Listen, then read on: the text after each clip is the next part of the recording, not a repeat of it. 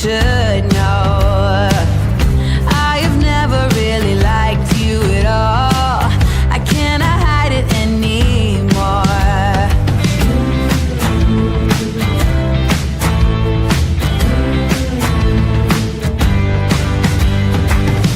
I've been thinking about the future, trying to forget about the past. So many ways that I could change for the better.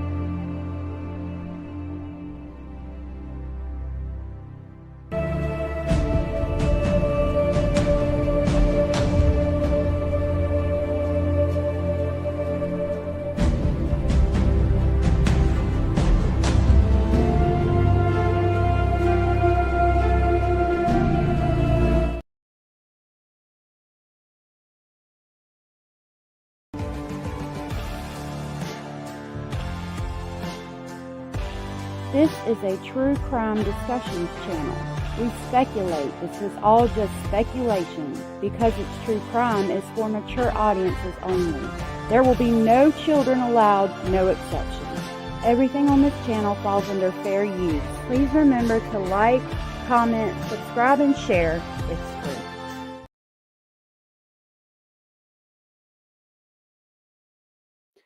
Hey y'all, thank you for being here. Happy Wednesday. We are gonna talk about several things today, and I do have all of my tabs pulled up that I had up yesterday, so we can continue to look into the Liam King case. It is good to see y'all, and we have a lot to discuss. I saw some videos, I made some conclusions, and I want to see if y'all are on the same page with me.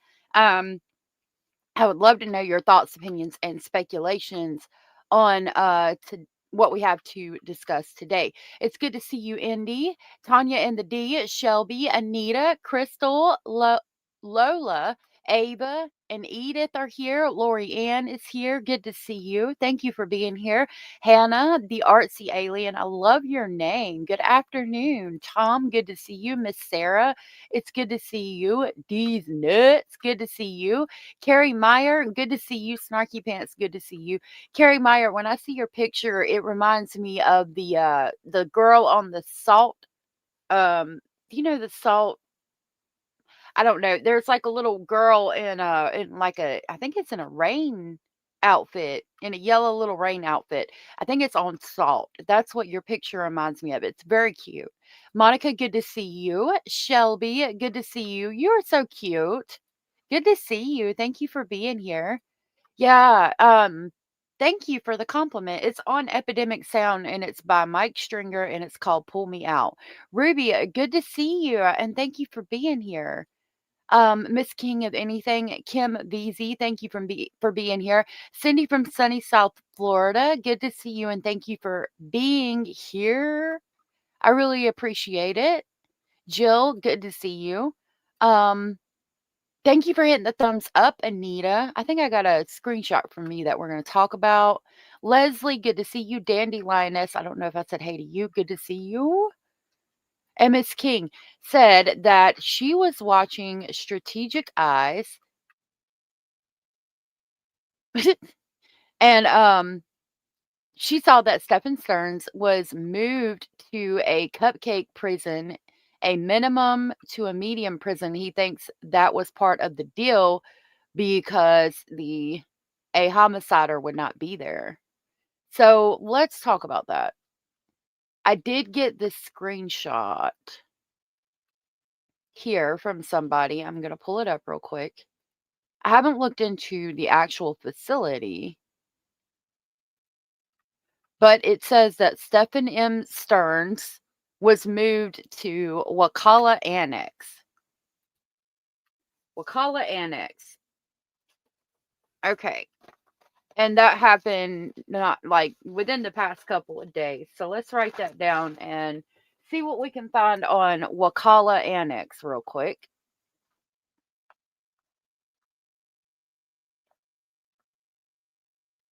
WAK.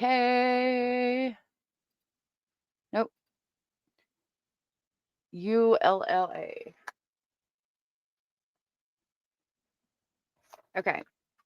Now, I don't know if you guys remember, but we were on YouTube a little while ago and we saw that Jumpsuit Pablo and a few other people had said that Stephen Stearns was asking to be put in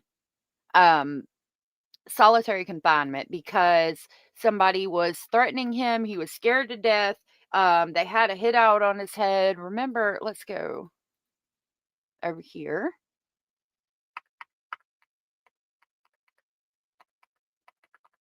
There was somebody else that I saw too. Right here. See, Stephen Stearns begs for help first week in prison, ex-cop explains. And he talked about how he was a target for a gang. Okay. Um, I think that is why he asked to be moved, and I think they did move him. I think that he put in a report, and I think they talked about it where he asked to be moved, and he got moved to Wakala Annex. Now let's look up that facility.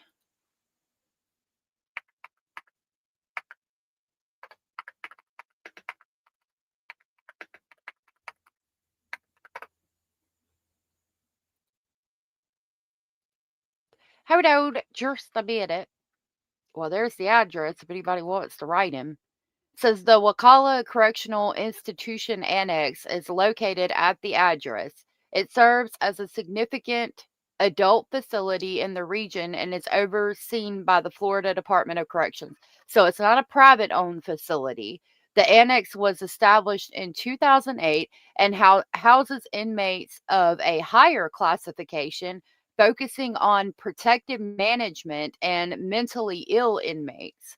It has a capacity of approximately 1,532 inmates and offers various programs to improve the well-being of inmates. So it does say it houses a higher classification of inmates, but if it focuses on mentally ill inmates, I'm thinking they probably get, the medications that they need, but he's going to be around a bunch of crazy people. Let's see what Wiki has to say. Wiki.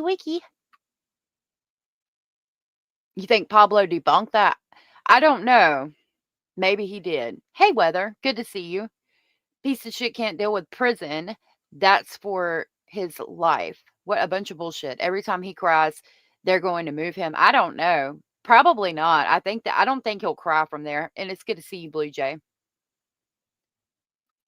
Wakala has a lot of pastoral interactions. He's in a faith-based pod now. Interesting. Okay, have a good day, love. Be safe getting your baby.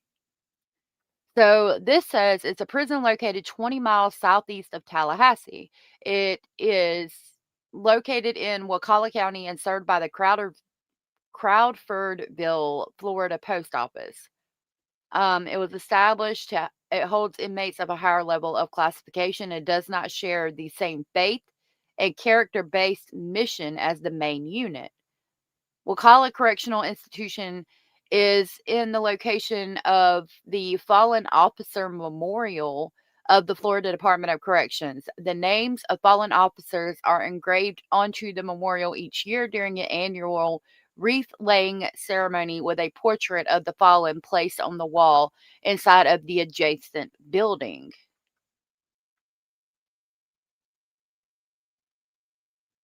It does have Dedrick Williams, who was convicted of homicide.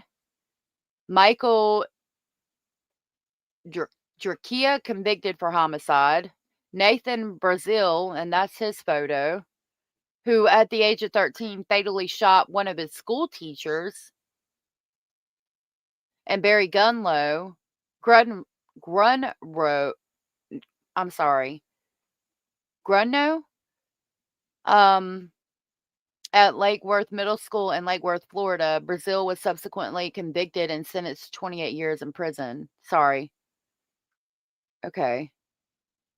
And that's all it says about it. Let's go back.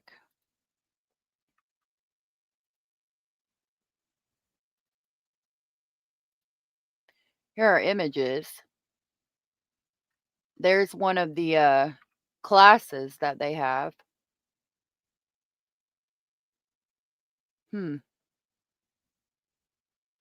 Interesting.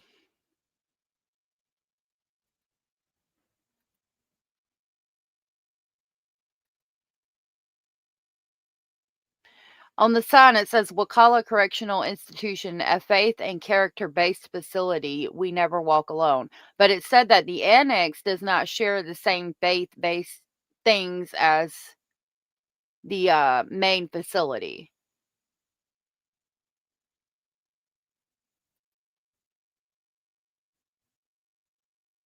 I don't think he's going to have it necessarily easy, but it does look like they do have more privileges. That looks like they're having possibly church or something. Hey, Natasha, Stephen Stearns got moved. That's a good point, Blue Jay. Madeline didn't have a safe space, so why should he? You think it's fixed now? Oh, Lori Ann, happy birthday. Is it your birthday today?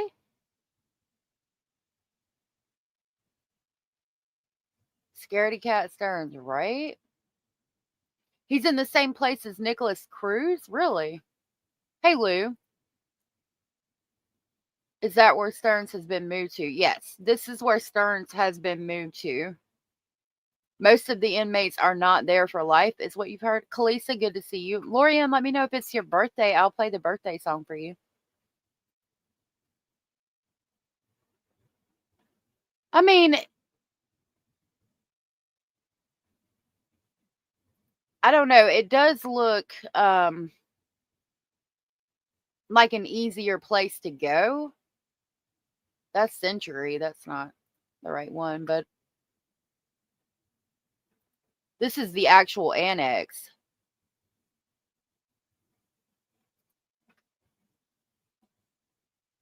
And that's the annex.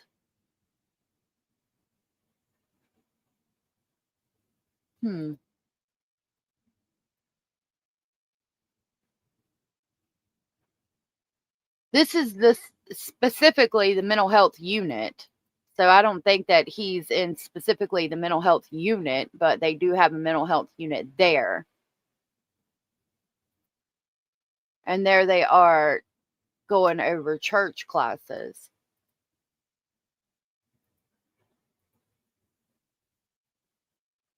I don't know. He might have been moved to a cupcake facility and have it easier. How do I feel about that? I don't want him to have anything to occupy his time. I want him to have to think about what he's done. I don't really want him to have a cupcake type of lifestyle. I do believe having religious classes and the opportunity for inmates to do things is a good thing, to further education or whatnot. But thinking about Stephen Stearns having that ability does make me a little bit messed up. Okay. Well, happy birthday, Lori Ann. Hey, Rubber Ramada Crime Time. Good to see you. Anita, good to see you. Jojo, I think I said hey to you, Anita. Yeah, he's never going to get out. Some of the people there might get out.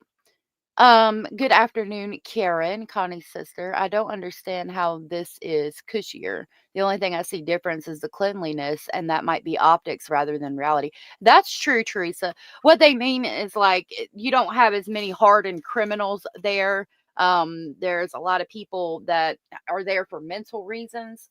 And it could be easier because those people would normally be on medication. Basically, he won't be threatened and be fearful of things. So I don't know. Either way, he's still in prison, and I'm okay with that.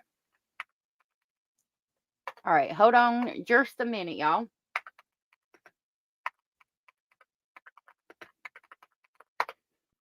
I'm just coming to this song now every time. All right, this is for Lori. I love this song, and it makes me laugh every time. Hey, Lori. Hold on. It was too fast. I've got it sped up. Let me play it normal. Okay, try this again. Happy birthday, Lori Ann.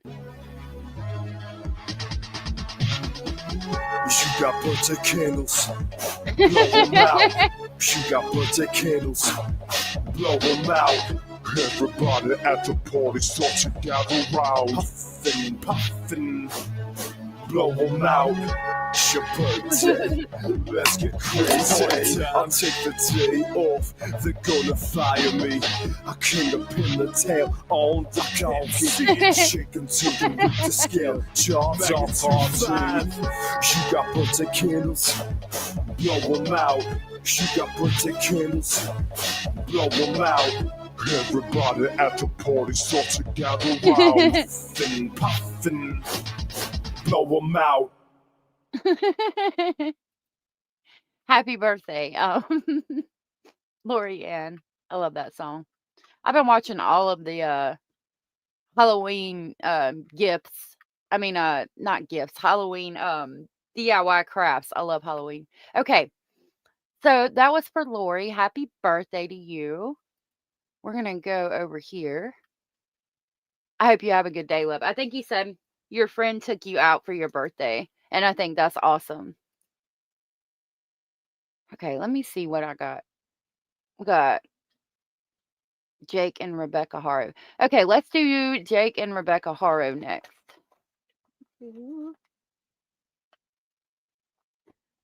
I want to show y'all this video.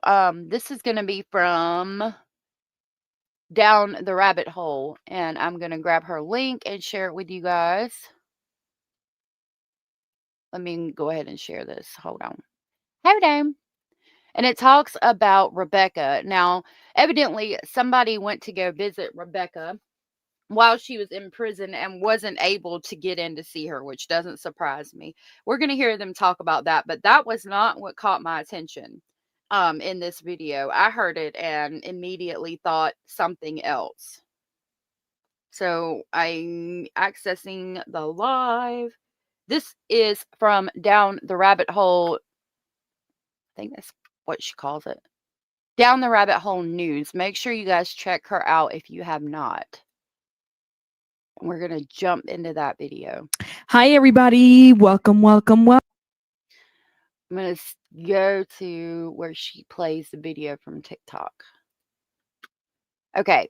So, again, basically, somebody went to go and try and visit Rebecca Haro. Down the Rabbit Hole thinks that it's the same girl that was at the hearing that got kicked out for recording.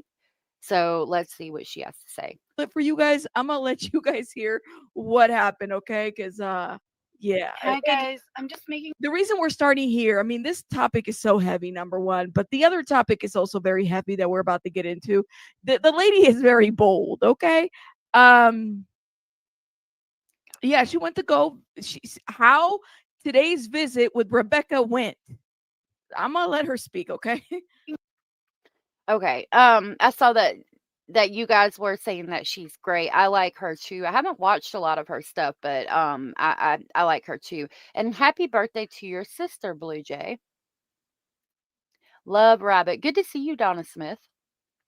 Yeah, she's pretty cool. I think that she's awesome, and I think she says, I've heard her, like, I watched a few of her videos over the years, and I heard her one time saying that her little rabbit was in the room, and it reminded me of Basil, and it was cute. I think she was talking about her children. She had cut off her camera or something, but I just thought it was so cute that she called them her little rabbits. a quick updated video. I know a few of you guys have messaged me and asked me if I can do a quick updated video for the ones that weren't able to go on my lives earlier. So I'm just gonna, do a quick recap, you guys. My visit with Rebecca was at 9 a.m. They told me to be there at 8:30. I got there at 8:30. Excuse me, I waited until Yes. about 8:45. They checked us in. Her name is Dana Ortiz. You guys can check her out on TikTok. I just thought it was it. Like, I was like, this is the same girl that got kicked out. MMC, she got kicked out of the courtroom, right? Yo, I don't understand what it is. No offense to anybody doing TikTok, okay? But like on TikTok, you can't even say body or homicide or like weird things. I don't know. It's weird. Like knife, you can't say knife. I don't know. And then people come over here from TikTok and they have no idea. Like, and then there's people who would rather be on TikTok. I had a friend, my friend does TikTok videos, but she does baking. She was like a master baker. She actually like went on a TV show and won second place and one of them things where you make things and you compete. But I don't know what it is with the TikTokers. I'm not real big on the TikTokers. Like, I don't know. Maybe I'm biased because I like YouTube. I don't know. But the fact that she just thought that number one, oh, that's where I was going. to go in a courtroom and know that they're only allowing one person with a camera and one person to take pictures, and then you are gonna try to record it anyway. Like, what did you think was gonna happen? Why are you so ballsy? And that happens a lot. I've noticed that a lot with TikTokers. They don't, like, on things like that, things that I've heard or seen, they don't follow the rules. Like, all you got to do is follow the rules. Yeah, you're not going to get it on camera, but you can come back and talk to people about it like Mark did. I've got to fix that live too. It's so that I can put that interview back out for you guys. But I just don't get the ballsiness of the TikTokers.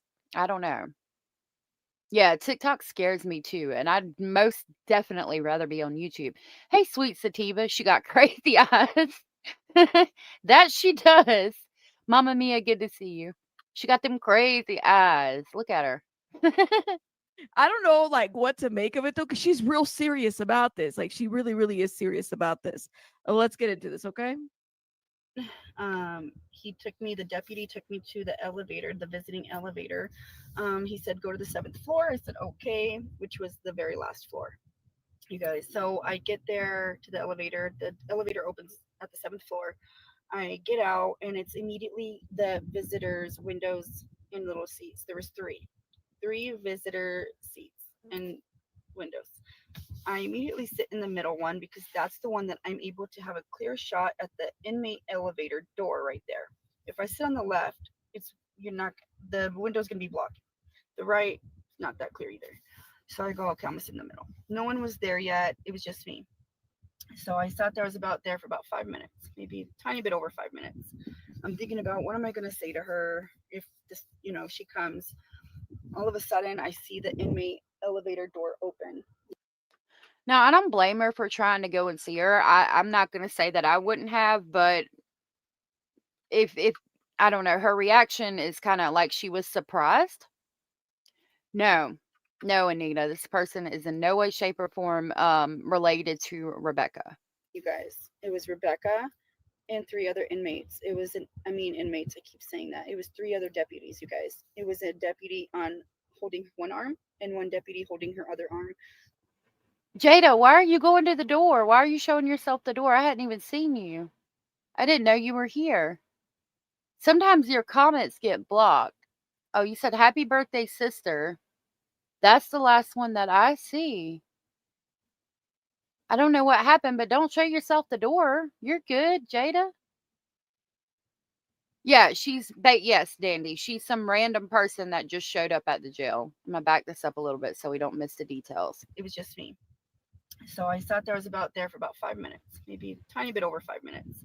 I'm thinking about what am I going to say to her if this, she comes.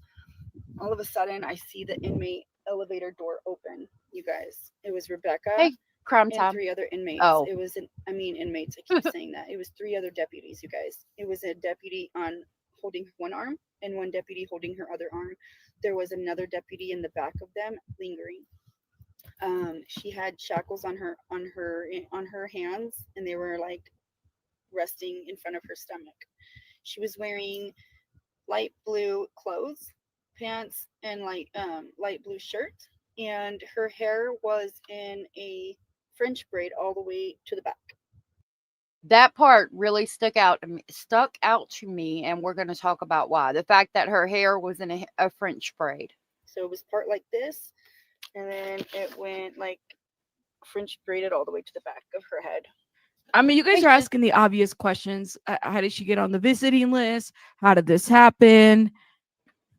You guys are asking that was my question too, but let's go ahead and keep going. So when you're in jail, it depends on the facility. Basically, anybody could see you unless you tell them. Some facilities, the inmate has to write your name down. Some facilities, anybody could go in unless you say, I don't want anybody to be able to see me unless I pre-approve them to be able to visit me. Lorianne, this is somebody from TikTok. Shins, Crime Time, and Justice Jane. Thank you for being here. It's good to see you. She is making jailhouse friends, and we're going to talk about it. In the back of her back. She did not have bruises on her face. She had no bruises, no black eyes. She actually looked very revived. She doesn't look like her face is swollen, like she's been crying. She's not tired. She looks like she's refreshed actually. She looked really eager to go to the visit, you guys. She looked very eager. And as soon as she seen my face, she realized she didn't know me. She looked at me. She looked at the deputy. She looked at me. She looked at the deputy and said, I don't know her. The deputy seemed very confused, and he looked and said, huh? And she said, I don't know her. And then he looked at me and said, who are you here for? And I said, Rebecca. And I pointed at her. I said, her, Rebecca. She looked at me again, and she even squinted and kind of like leaned in a little bit to look at me again. And I'm like this. I'm sitting right there with a smile waving. And the deputy goes, who are you here for? I go, Rebecca. And she goes, I don't want to talk to her. And he goes, she doesn't want to talk to you, ma'am. I'm okay. And that was it, you guys. That was it. I can't believe I was 5 feet away from her, though. Yes, there was a glass in between us, but it was very close. And she looked like kind of scared, I want to say, when she seen me. She looked eager at first. I feel like she was hoping or thinking it was a family member, maybe, I don't know who. Okay, so that's how that went. I'm gonna back it up, and we're gonna talk about a couple of things. I don't have to play the whole thing, but I'll start it again from right here. Again, this is from Down the Rabbit Hole News. I waited until Yes. about 8:45. They checked us in. Her name Yeah. is Davina Ortiz. You guys can check her out on TikTok. I just thought it was it. Like, I was like, this is the same girl that got kicked out. MMC, she got kicked out of the courtroom, right? Yeah, like, girl, what are you doing getting kicked out of the courtroom and then going to the jail trying to visit her? Girl, I'm gonna need you to take a seat, calm down, and take a breath.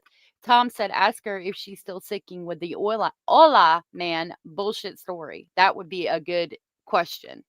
Donna said, this woman is a trip. Oh, 5 feet from Rebecca with like bulletproof glass, and the only way you can communicate is by picking up a phone.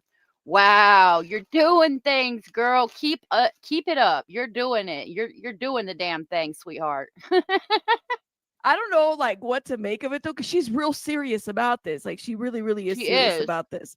Let's get into this, okay? The deputy took me to the elevator, the visiting elevator. He said, go to the 7th floor. I said, okay, which was the very last floor, you guys. So I get there to the elevator. The elevator opens at the 7th floor. I get out, I'm gonna look and it it's up. immediately the visitors' windows and little seats. There was three visitor seats and windows. I immediately sit in the middle one because that's the one that I'm able to have a clear shot at the inmate elevator door right there. If I sit on the left, the window's gonna be blocked. The right, not that clear either. So I go, okay, I'm gonna sit in the middle. No one was there yet. It was just me.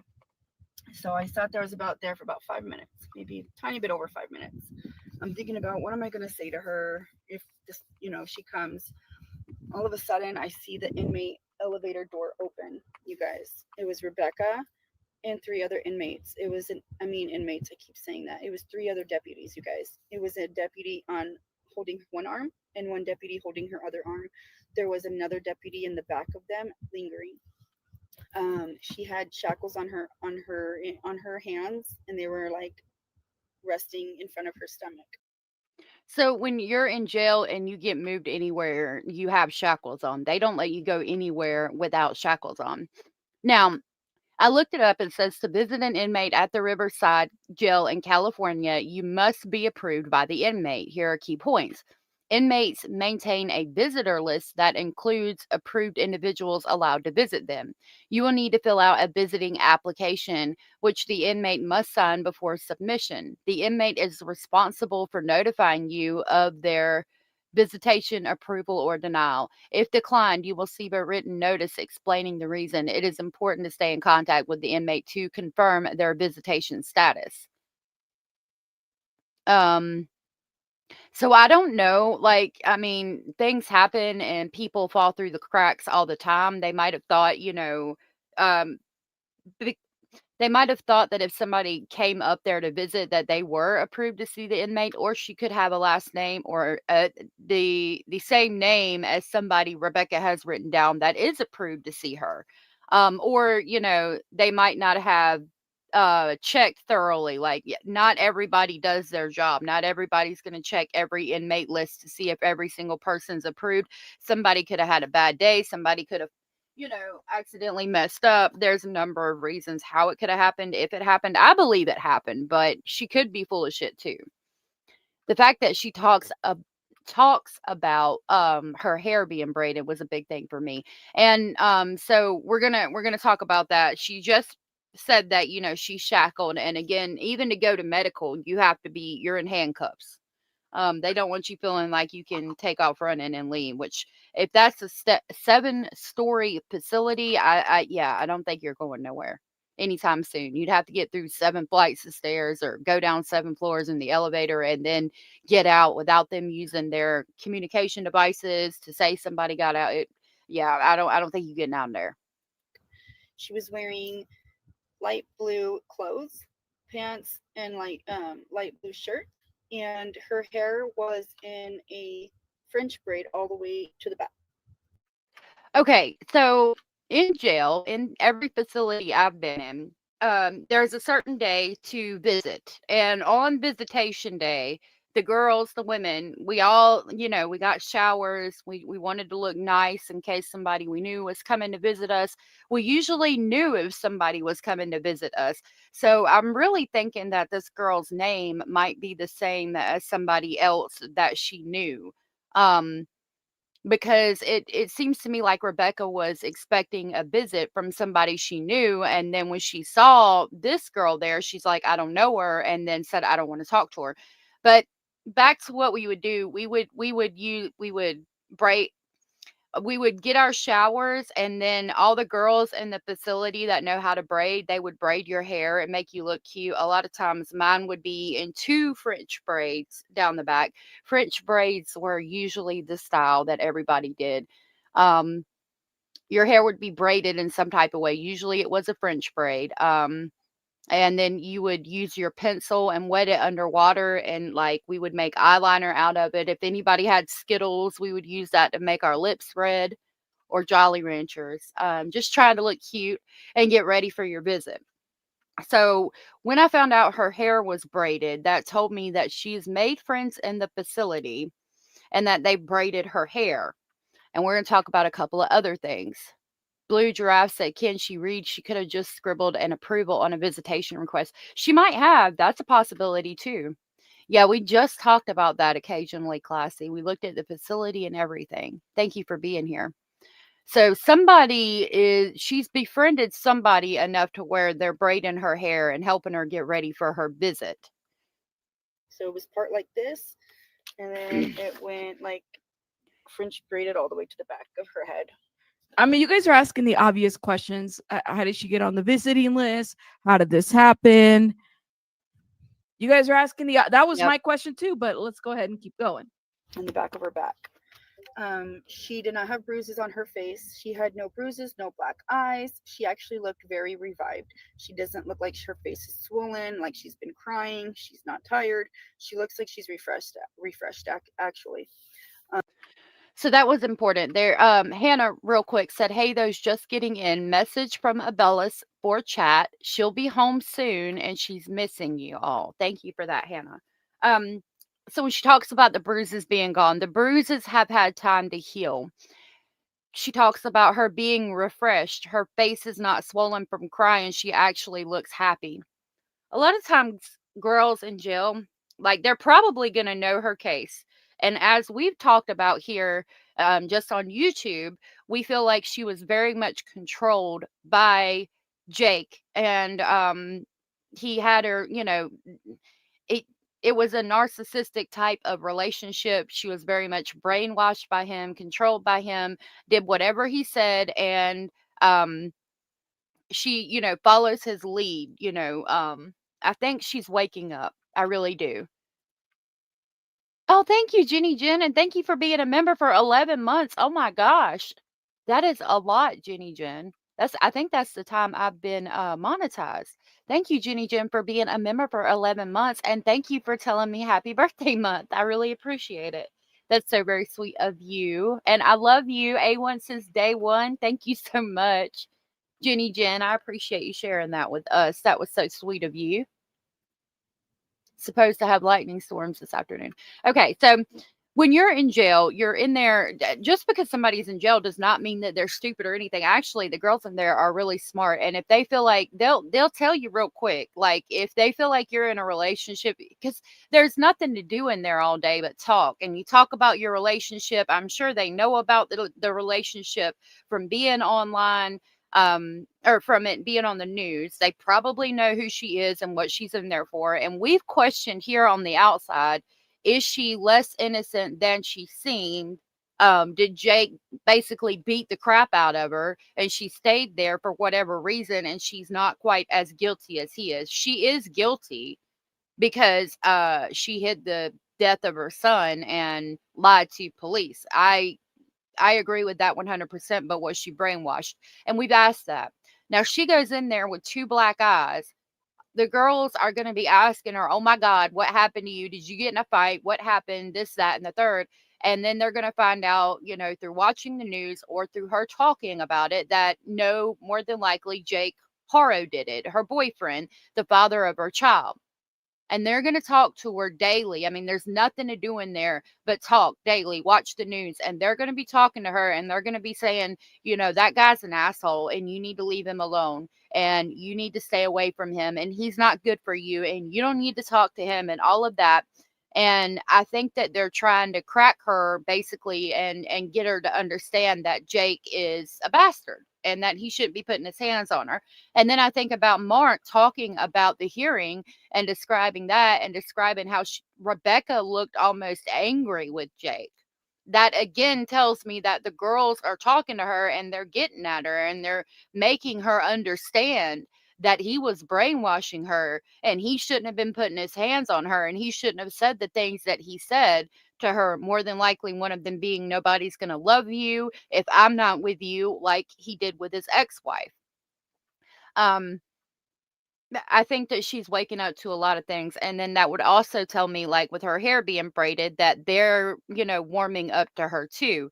I think there's going to be a lot of girls that end up feeling sorry for her in there. There will always be a few that, come out, probably get on a channel and get interviewed and say, oh, she was this and she was that. But again, for her hair to be braided, she's got friends. I think that they're working on her and trying to help her understand that he's not a good person.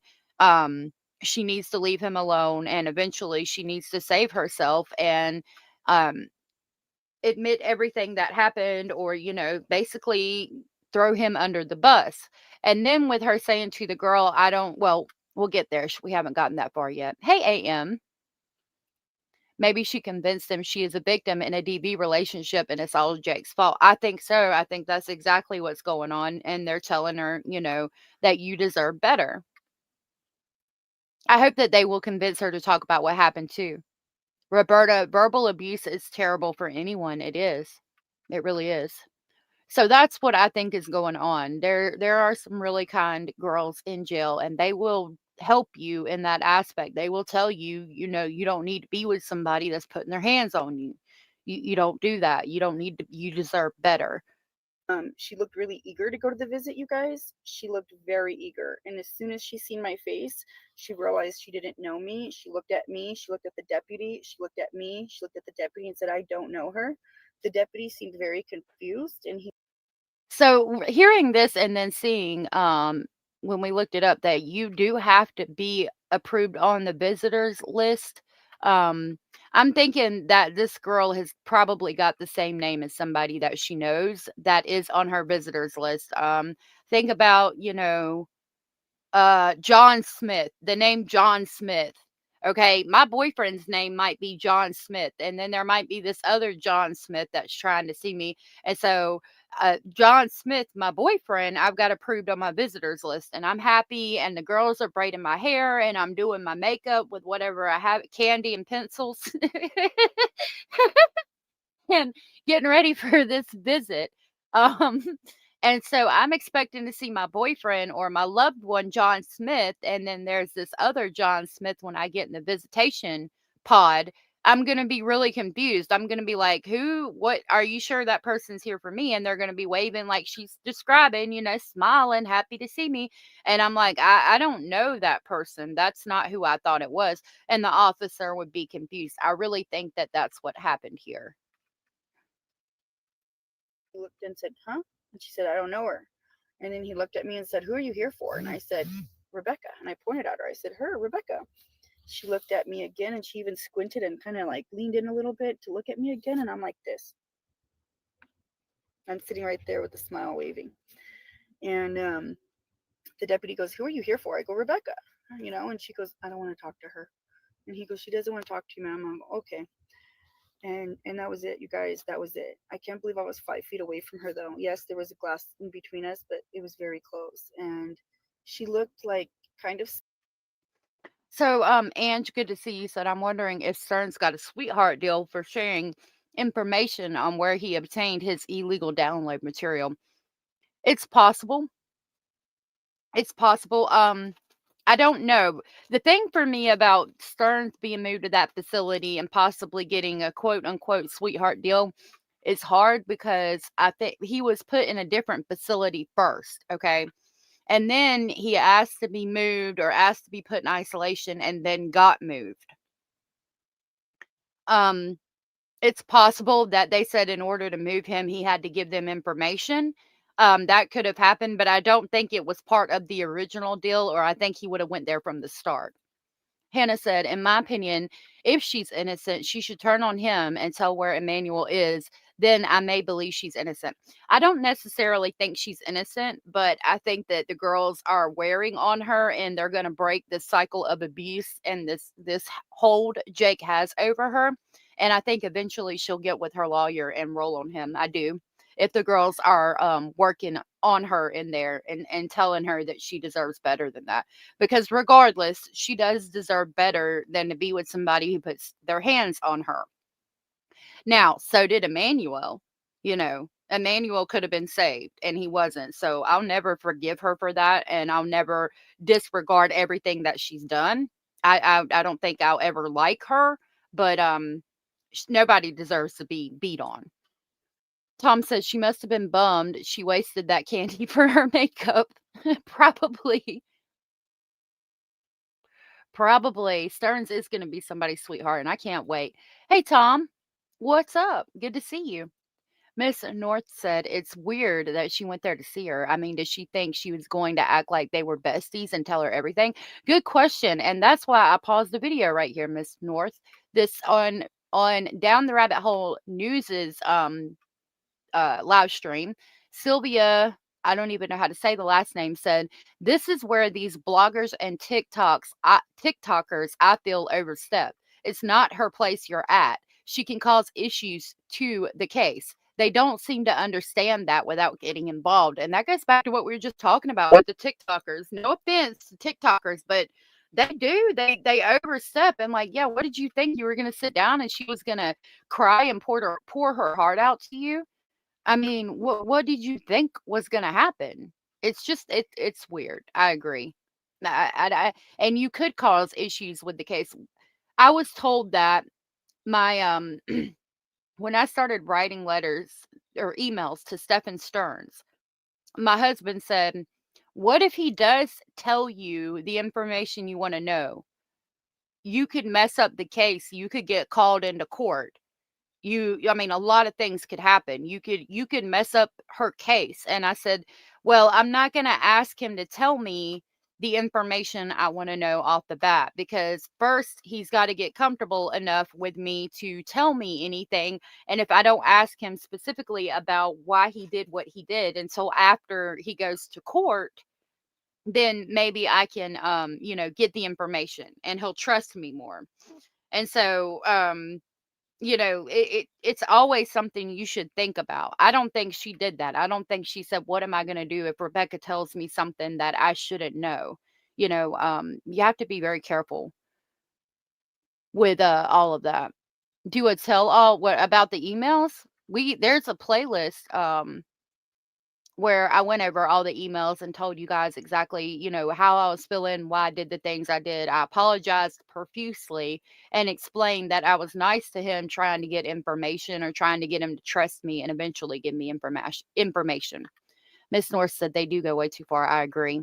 They're TikTokers, not the best or the brightest.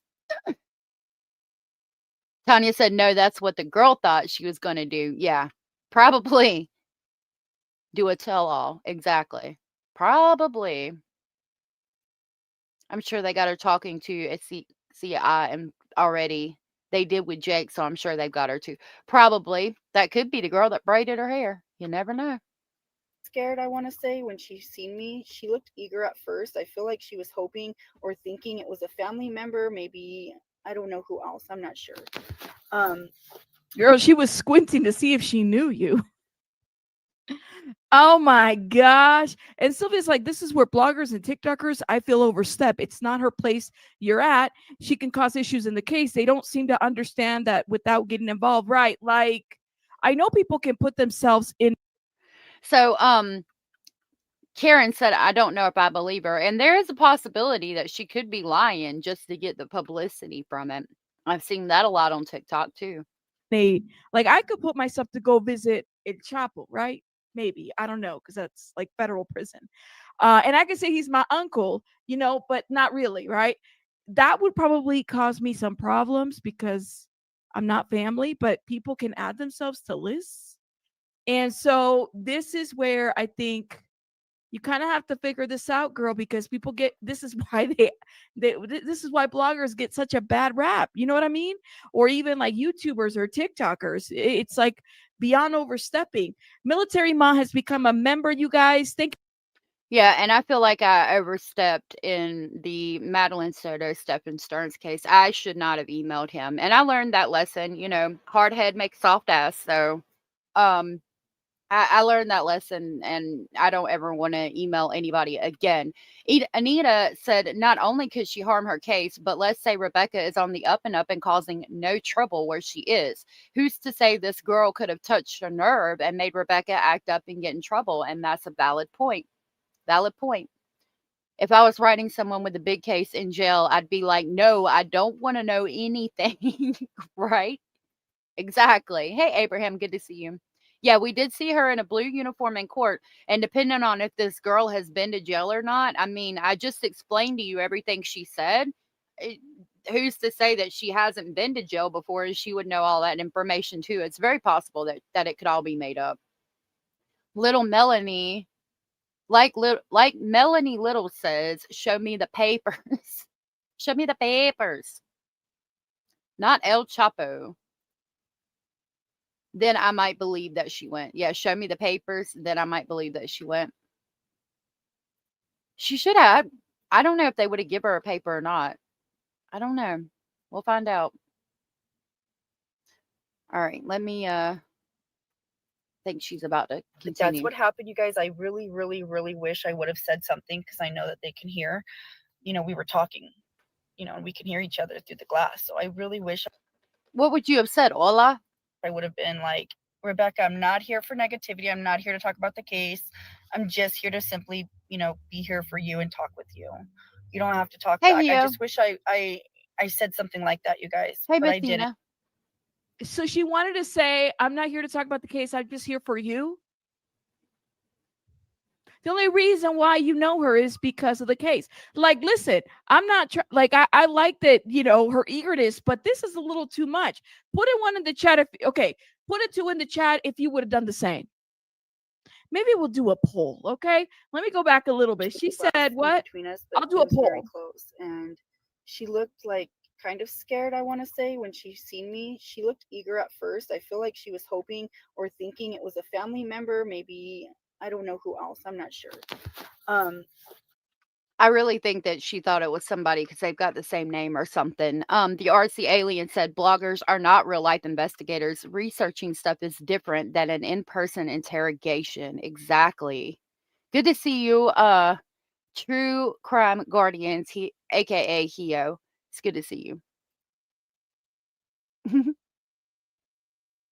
That's what I said she should have said. Yep. All right, so that was what I had on Rebecca. Now we're going to go and talk about Jake. If I can find it. Hold on. There we go. All right, let's talk about Jake for a minute. Gotta hold on, it's going to jump 15 times.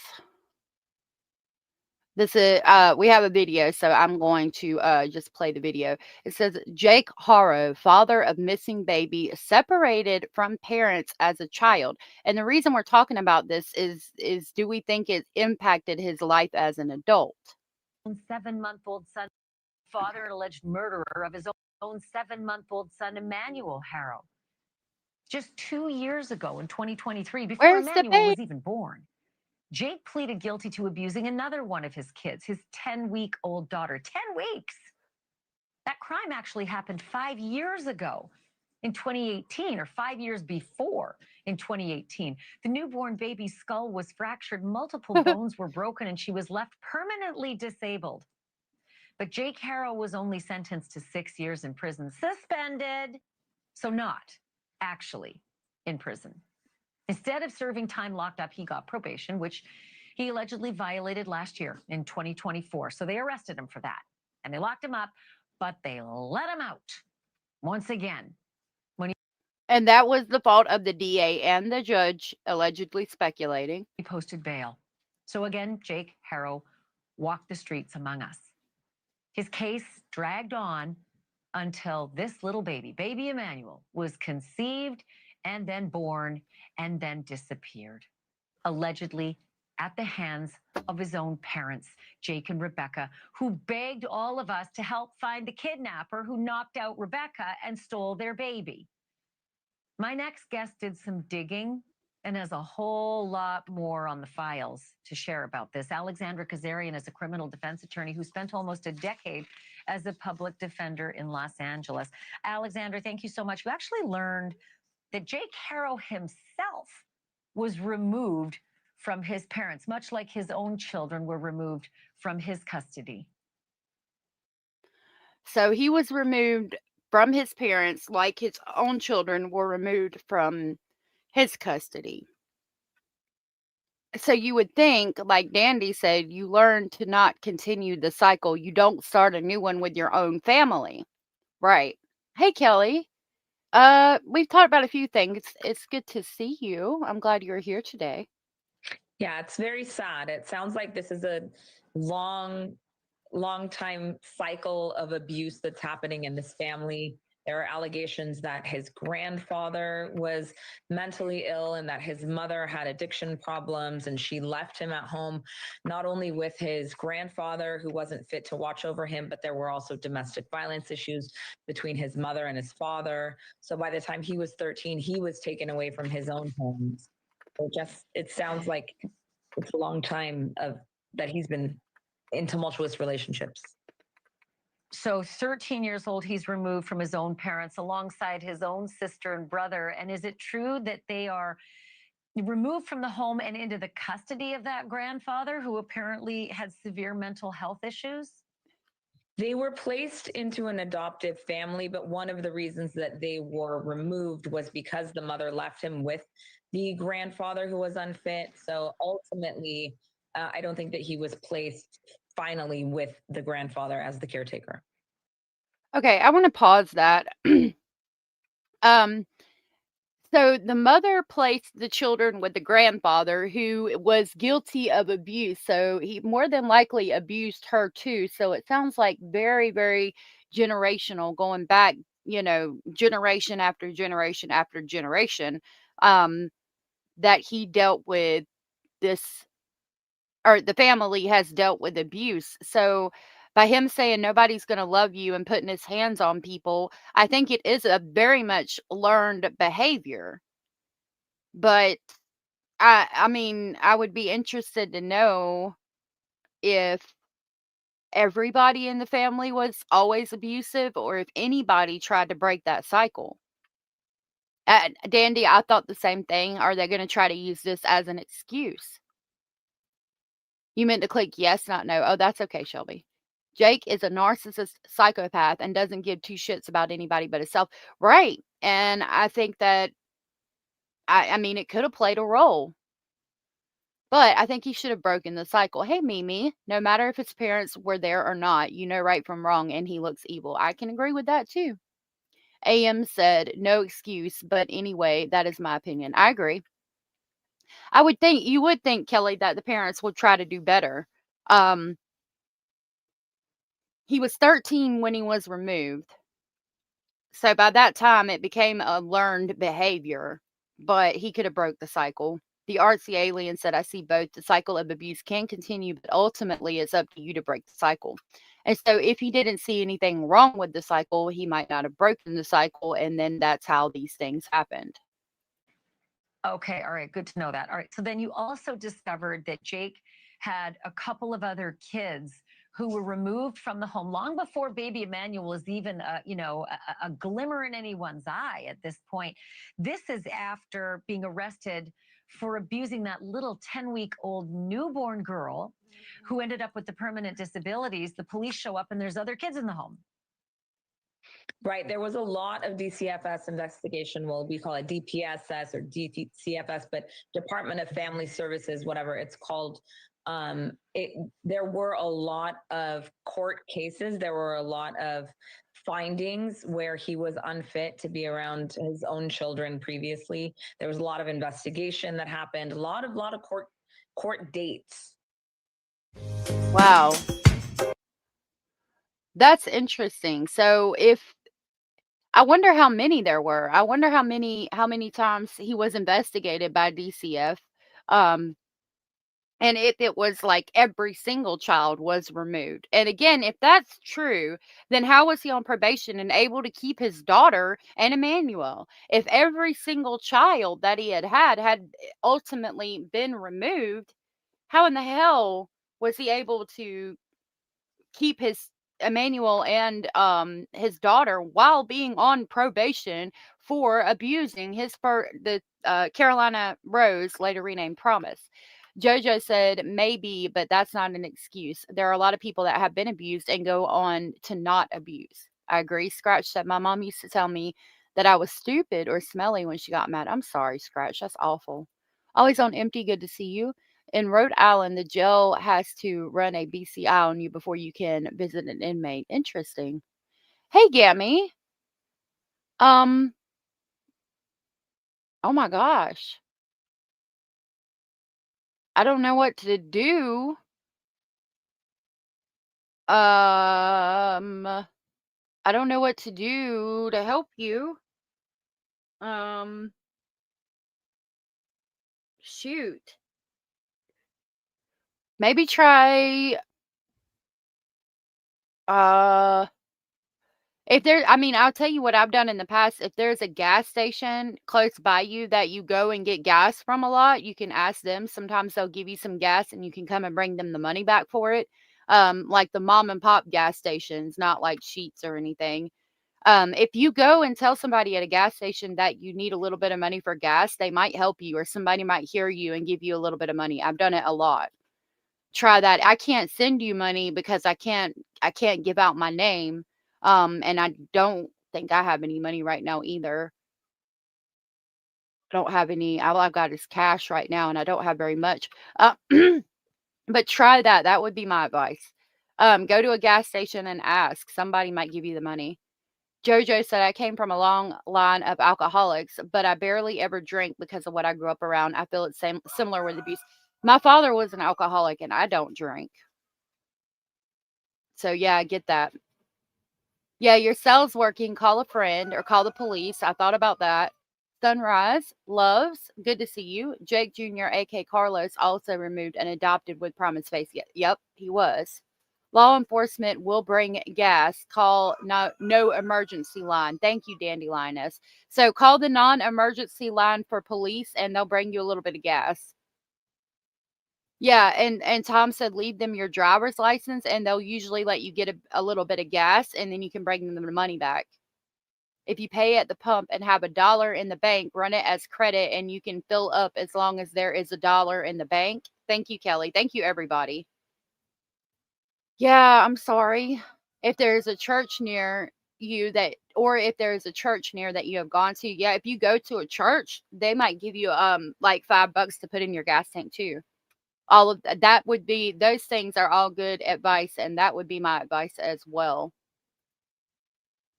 Okay. It says Jake Haro, the father of missing baby Emmanuel Haro, was separated from his parents while in his youth. Emmanuel is still missing and presumed deceased after his mom, Rebecca Haro, claimed he was kidnapped from a store parking lot on August 17th. Both Rebecca and Jake Haro have been charged with his homicide. Jake Haro was ordered to attend a child abuse program as part of a suspended sentence for a separate child abuse case in 2018, which left his 10-month-old daughter permanently disabled. Criminal defense attorney Alexandria Kazarian joined Banfield on Monday to discuss how Jake Haro was removed from his own parents due to drug and domestic violence issues in his family home. It sounded, quote, it sounds like this is a long time cycle of abuse that's happening in this family. There are allegations that his grandfather was mentally ill and that his mother had addiction problems and she left him at home. Not only was his grandfather, who wasn't fit to watch over him, but there were also domestic violence issues between his mother and his father, Kazarian told News Nation. According to Kazarian, by age 13, Jake Haro was taken away from his parents along with his sister and brother and placed into an adoptive family. Jake Haro allegedly violated his parole in 2024 and was briefly locked up before being let go after posting bail. At the time, Emmanuel, who went missing at 7 months old, had not yet been born. So it's interesting. I mean, again, to think back when Jake Haro would have been 13, that was a time that CPS was probably just getting started. It had to be some pretty serious things going on for them to be removed back then, I would think. Yeah, I'm sorry, Gammy. I wish I could help you more. Becky said, "How does 16% believe Jake's abuse did not lead to Emmanuel's death?" Well, they could think that he could. I mean, that's like if you think he should have broken the cycle of abuse, that could be what they're thinking. You know what I mean? Yeah, 16% said no. That means that they think that he could have broken the cycle of abuse and not abused Emmanuel, or that it didn't just because he was abused, it didn't have an effect on Emmanuel being abused. And honestly, sometimes people will just hit no just to hit no. Like if I did a poll, hold on. We'll end that poll real quick and I'm going to do another one just to kind of show you something. Hold on.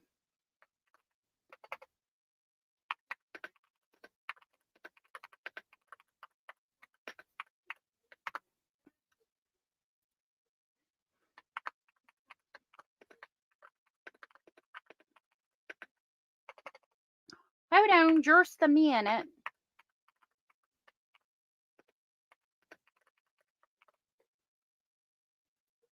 All right, we're gonna come back. I'm gonna come back to your question in a minute. Julia, I think I saw you and didn't say hey. You meant his abuse to baby Emmanuel. Yeah, you're good if you hit no. It's all good. Mimi said, I broke the cycle of an alcoholic mother and mentally abusive. I was 15 and got on a bus and moved almost 1,500 miles away. And I did the best thing for myself, and it was 41 years ago. That's amazing, and I'm glad you did that and you were able to get away from it. That's amazing. Very proud of you.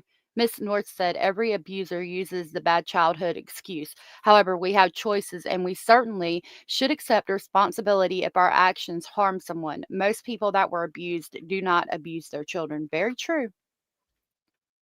I agree with that. Okay. I have a few things. Hold on. 110. All right, let me find what I wanted to talk about. I've got to find it in my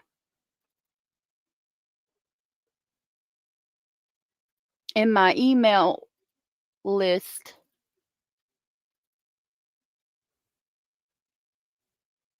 Nope.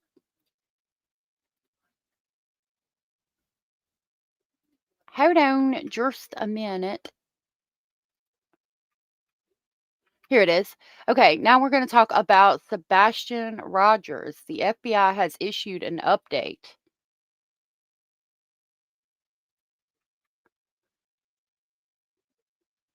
I literally didn't answer, liked, and then answer. Hold on, let me see what it says. Okay, so on this poll, nobody had said nope, and I'm not gonna, so there. But a lot of times people will. No is 3%. Um, it People will hit no or say nope, and I'm not gonna just because they don't like me or they want to troll, basically. So you're always gonna have some people that don't end up agreeing with what you say or basically trolls. And that could be part of it too. That's awesome. Julie said, I broke the generational trauma for my children. I'd never do that to my kids. The things my mom did to me, never, not a chance. Yeah, I'm glad. It's hard sometimes for other people. Some people feel like it's what created them, and that's all they know, and they feel like it made them into a good person, even though they're not a good person. So they continue it. That's the only thing I can really think of. Okay, so I've heard there are some things that were wrong on this, but I'm going to read through it. And if I notice something that's wrong, we're going to talk about it. It says FBI issues update on missing case of Sebastian Rogers. Updates announced as Amber Alert remains in effect 18 months after Sebastian Rogers went missing. Sebastian Rogers went missing. My name is Dr. Stephen Park. Why is it? Okay. Hold on. Sorry. Okay, can we like not? Okay. So I gotta wait for that. I'll start reading it while we're waiting. Hendersonville, Tennessee, WTVF. After more than a year and a half, Sebastian Rogers remains missing, and sadly, there's been little new to report. But that doesn't mean that anyone's giving up. Far from it. The FBI has provided an update on the latest in the ongoing investigation to what happened to the teen. Teenager disappear without a trace? It is a question that has baffled the most seasoned of investigators for a year and a half. That's how long it's been since Sebastian Rogers vanished from his Hendersonville home. Aww. Nick Barris tells us in that time, the FBI has been able to disprove two theories. So many have closely followed this case and continue to ask and hope for updates. The FBI just issued a full synopsis of where things stand today. Sebastian Rogers disappeared from his Hendersonville home on February 26, 2024. The 15-year-old with autism did not take any clothes, shoes, money, food, or his cell phone. His mother only reported a small yellow flashlight was missing. A massive search, including TBI and Sumner County Sheriff's investigators, covered a 4.5-mile radius around Sebastian's home. That's roughly 44,000 acres and no sign of the teen. This is the system that we use to track all of our searchers. The FBI says agents have now followed through every one of the hundreds of tips. However, they have yet to produce any solid leads. Several months have indeed passed, but Sheriff Eric Craddock has said, it's not a cold case. It's an active and ongoing investigation. The FBI now does disprove two theories. One, we're going to pause that. Gamma, you don't have to apologize. I'm really glad that your daughter picked up and is on the way with your wallet. That's awesome. And I'm glad there was a resolution. That's great. I'm glad that everything got worked out. And you're fine. You don't have to apologize. There's new information disproving Katie's guilt. Interesting.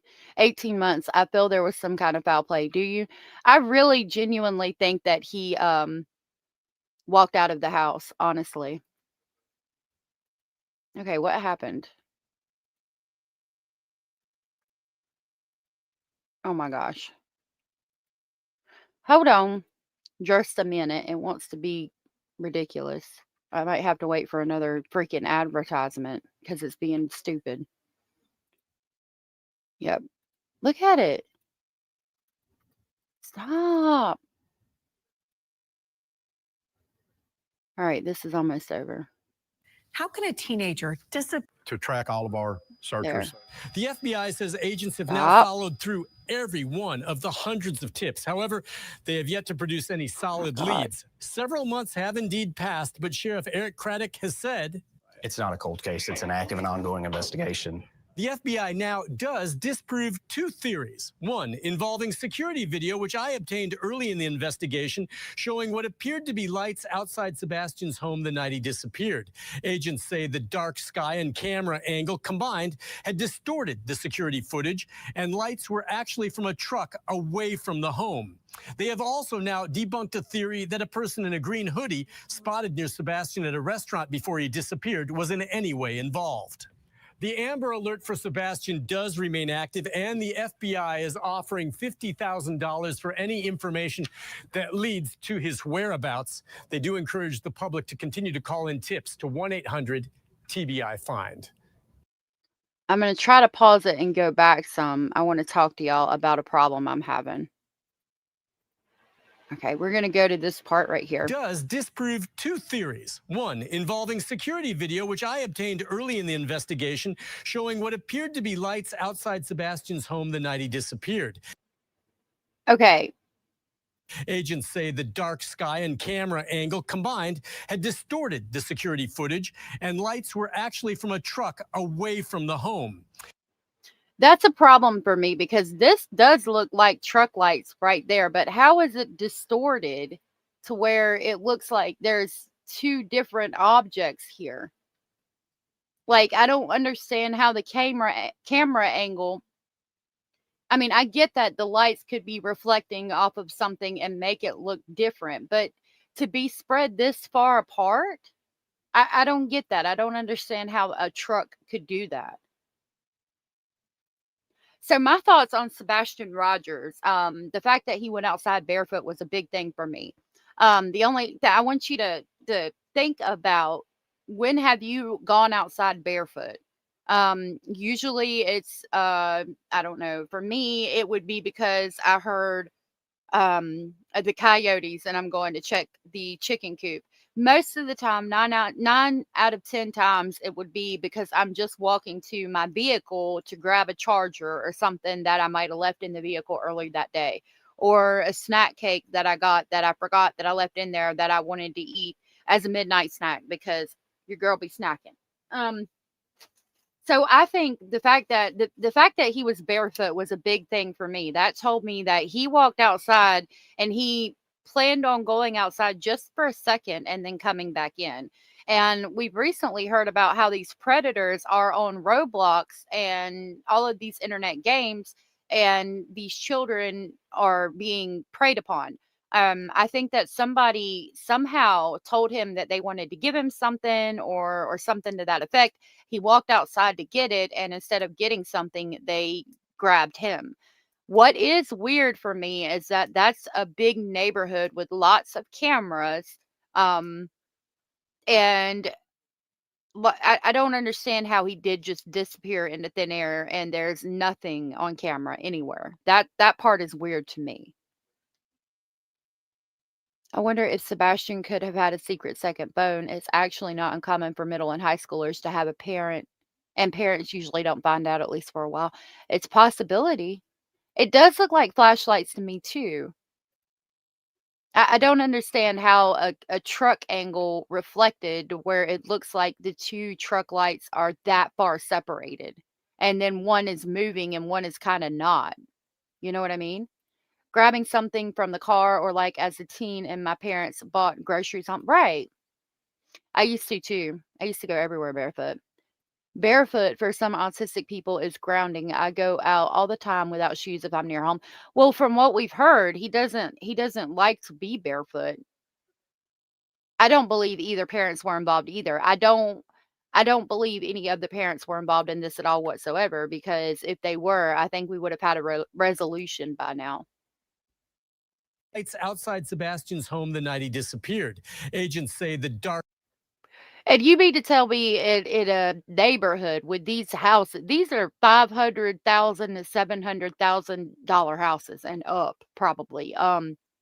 And you mean to tell me in a neighborhood like that, a child disappeared and nobody got anything on camera? I'm not believing it. Sky and camera angle combined had distorted the security footage, and lights were actually from a truck away from the home. Now, I could get that happening if, like, over here, there was 2 lights that were close together moving. I could get that there's a vehicle somewhere over here, and that because of the camera angle or reflection, off of a drop of water on a leaf or something, it can distort it and make it look like something's over here that's not actually there. But these 2, as you just saw, it's not showing it in this particular video, but the other one we just saw, the lights were at 2 totally separate places. That doesn't make sense to me. It seems like they would both be at the same place if that's what indeed did happen. Okay, I'm gonna read the article now because it's messing up again.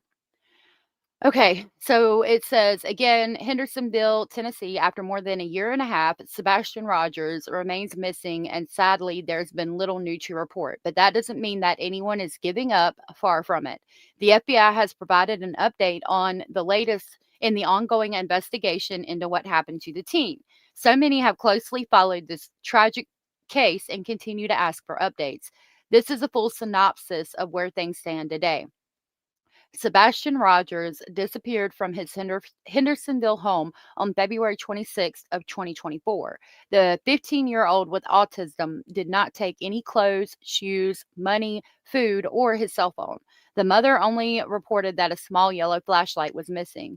A massive search that included TBI and Sumner County Sheriff's investigators covered a 4.5-mile radius around Sebastian's home with roughly 2,000 searchers over about 44,000 acres and still no sign of Sebastian. The FBI said agents have now followed through on every one of the hundreds of tips, yet they have produced no solid leads. Several months have passed, but Sheriff Eric Craddock has said, quote, "It's not a cold case. It is an active and ongoing investigation," unquote. The FBI now disproves 2 theories. One involving security video I obtained early on in the investigation showing what appeared to be lights outside of Sebastian's home the night he disappeared.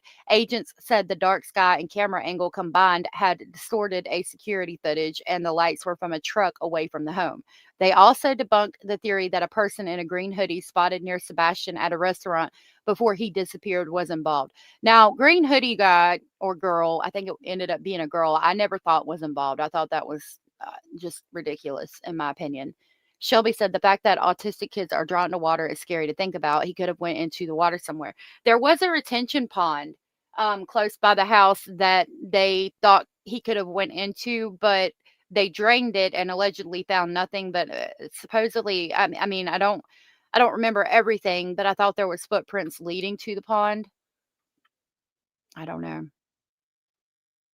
I did find that odd. I'm gonna be, fair on both sides. I found it odd that I don't think she went on vacation right after Sebastian disappeared, but she did go and stay with Chris in the camper as he worked, and I found that odd. If there was nobody at the house, I don't know that there was nobody at the house. I don't know if that's been released or not. That there was definitively nobody at the house when she was with Chris. I found that odd, but as far as the grandparents going on vacation, I don't find that odd. I think they had that trip planned for a while and they were step grandparents. So I don't. But if my child disappeared, you wouldn't be dragging me away from that house if my house was on fire. Says the Amber Alert for Sebastian remains active and the FBI is offering a reward of up to $50,000 for information that leads to the teen. They encourage the public to call in tips at 1-800-TBI-FIND. When he disappeared, Sebastian was 5'5" and about 115 pounds. He has brown hair and eyes that look hazel or brown. He would now be 16 years old.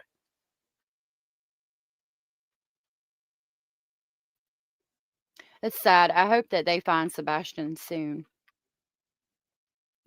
Hey, Australian Maid. Australian Maid said, "Hey, I've always thought the neighbor that a neighbor where you wouldn't see him, a friend older with a game or something, that would get you out for a minute. Where was the mom when he left? She was asleep on the couch, and I think he snuck out, which is something that teenagers do, that young kids do. And I've always heard that he wanted a friend. So it's a possibility that a child in the neighborhood could have lured him out and then something horrible happened. Um, there's been a theory about a specific set of kids, but I don't think that they're necessarily involved. If that was the case, I think cadaver dogs or the FBI or something would have found him by now. That's what makes me think that he left in a vehicle. I don't think that a kid lured him out and like basically committed the perfect crime. You know what I mean? Now I need to find my. Oh, okay, that was this. Now we're going to talk about Jack and Lily Sullivan for a minute, while we're talking about missing children. And I've still got everything pulled up from Liam yesterday. I want to go talk to you guys on that.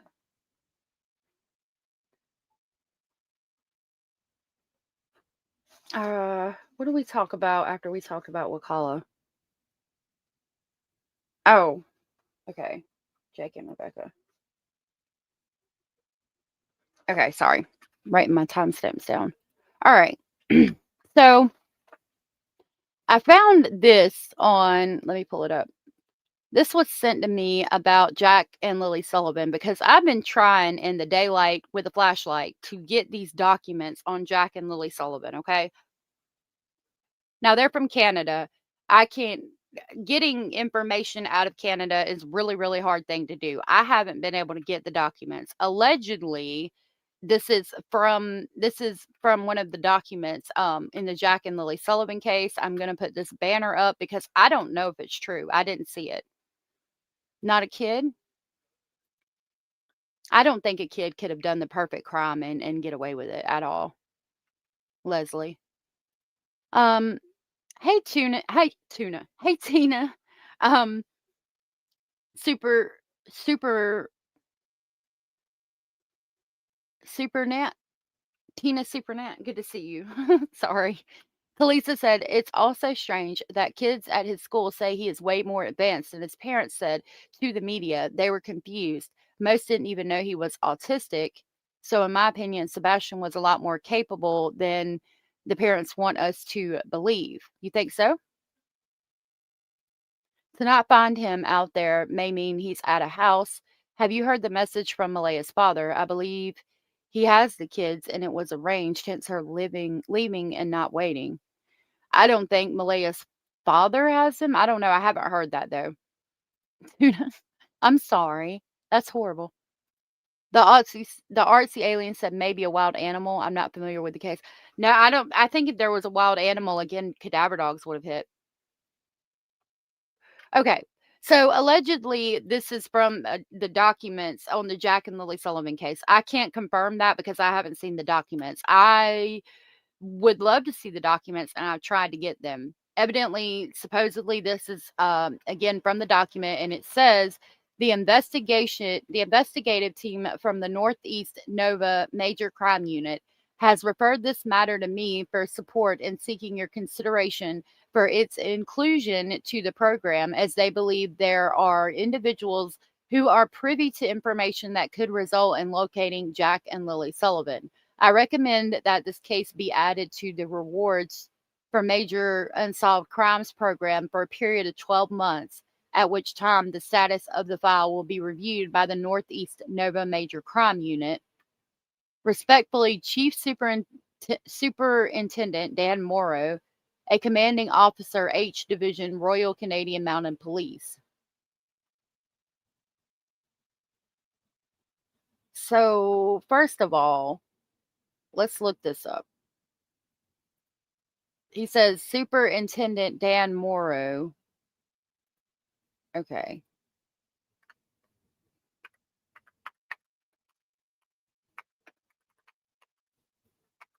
Because I can go to their website.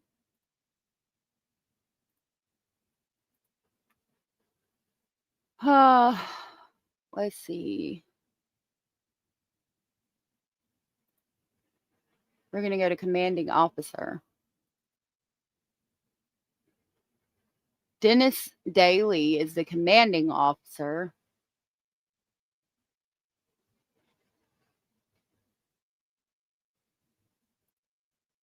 Let's try about Nova Scotia RCMP.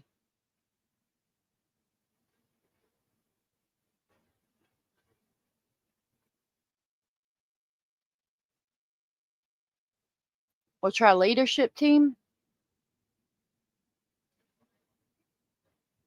Dan Morrow, officer in charge of criminal operations. Okay. Sean Auld, Jason Popick, Dustin Roydier, Dustin. Hey, hold on a minute. My chickens just freaked out and like ran from under the RV. Let me grab you guys a video real quick. I need to go outside and see what just happened. Hold on just a minute. I'm going to play a video real quick. Lord, you have mercy. What can I play? Oh, okay. Let's watch this real quick.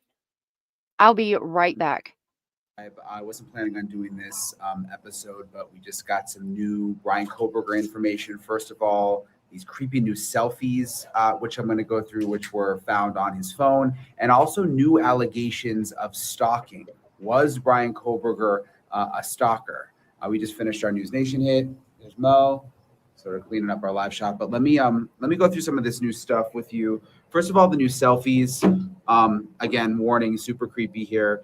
You can see this one, Brian Koberger, shirtless, making this weird face. It looks like this. I don't know if this is in a bathroom or where it is exactly, but yeah, I don't really like looking at these very much. This is another really, really probably the weirdest, most awful one that we have.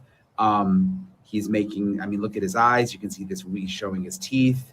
Looks like he has like a headset in, and is just another super weird selfie. These all the way were taken, by the way, were taken after the murders. So keep that in mind. Here's another one where he's doing some kind of salute. It looks like there's some clothing in the background. Now that we've seen pictures from inside of his apartment, we know that we know what the closet looks like, and I think that is his closet.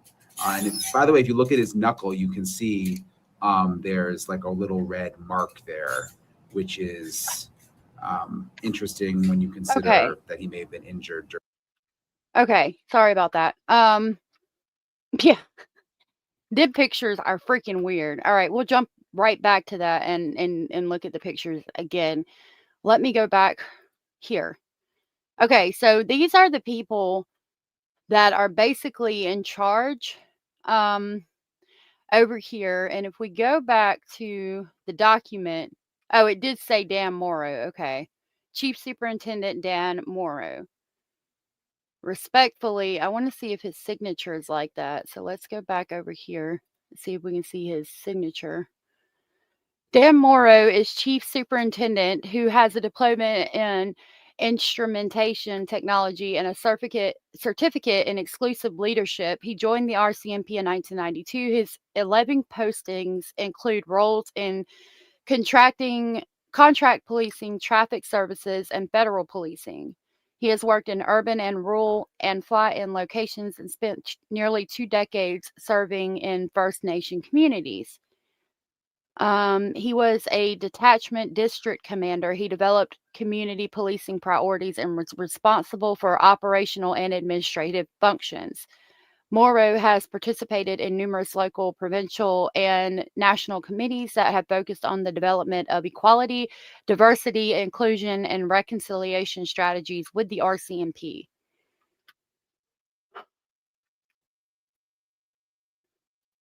Okay, so it's possible that it could be true. I don't like the way they did Jack and Lilly Sullivan and put Sullivan in capital letters here. Because they believe they are individuals. I mean, I think they've offered a reward for Jack and Lilly for quite a while. Yeah, my chicken, I mean, they're okay. They got scared, but I didn't see anything under there. I'm hoping that it's not a snake. Because I don't want a snake in my house. But I'm worried. I'm not even gonna lie. Wish I could. Um, something scared the crap out of them because they just like hollered and went scream and ran away, and they hang out under the house. So I don't know what it was. I think it was a snake, and I'm a little concerned. But anyway, if there's a snake, I'll find it and I'll get it out, and it'll be all right. At the end of the day, as long as it's not poisonous. There are copperheads here. Okay, so I think that there has been a reward offered for information in the Jack and Lily Sullivan case for quite a while. This references a specific program called the Rewards for Major Unsolved Crimes program. Let's see if that's a real thing. Actually, we're not going to do that one. We're going to go back over here. Hold on, I know you can't see it. There's the kids saw a rat snake in the woods. It was like 5 feet. It's the big one though. There's like a 5-foot rat snake around here. If it's the rat snake, I'm gonna try, and it comes in, I'm gonna try to get it out and while it's alive. But if it's a copperhead, I got to kill it. Hopefully, if there is a snake coming in, it's not a copperhead. I do not want a pet snake. I don't like snakes.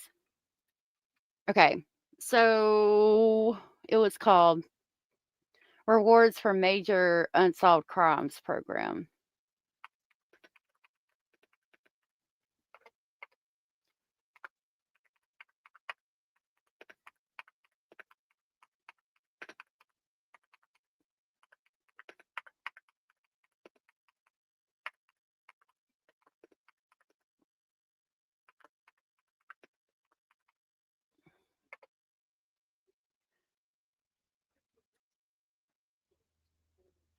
Okay, so there is a rewards for major unsolved crimes program in Nova Scotia. The program offers cash rewards of up to $150,000 for information leading to the arrest and conviction of individuals responsible for specified major unsolved crimes.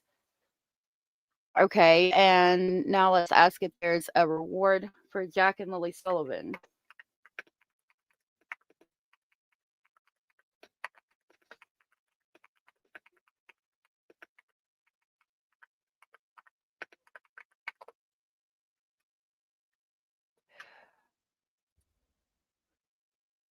Okay, so it says, yes, there is a reward of up to $150,000 for information regarding the disappearance of siblings Jack and Lily Sullivan. The Nova Scotia government has initiated this reward program to encourage anyone with information to come forward, as the children were reported missing on May 2nd.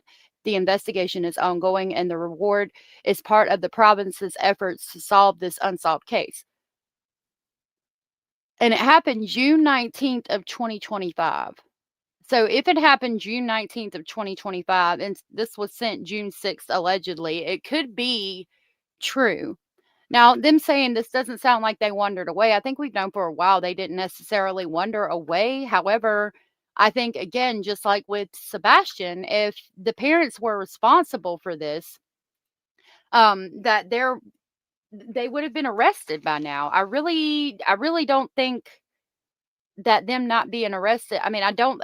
From what we've heard, they passed all the polygraphs. So I think that if they were responsible for anything, that they wouldn't have passed the polygraph.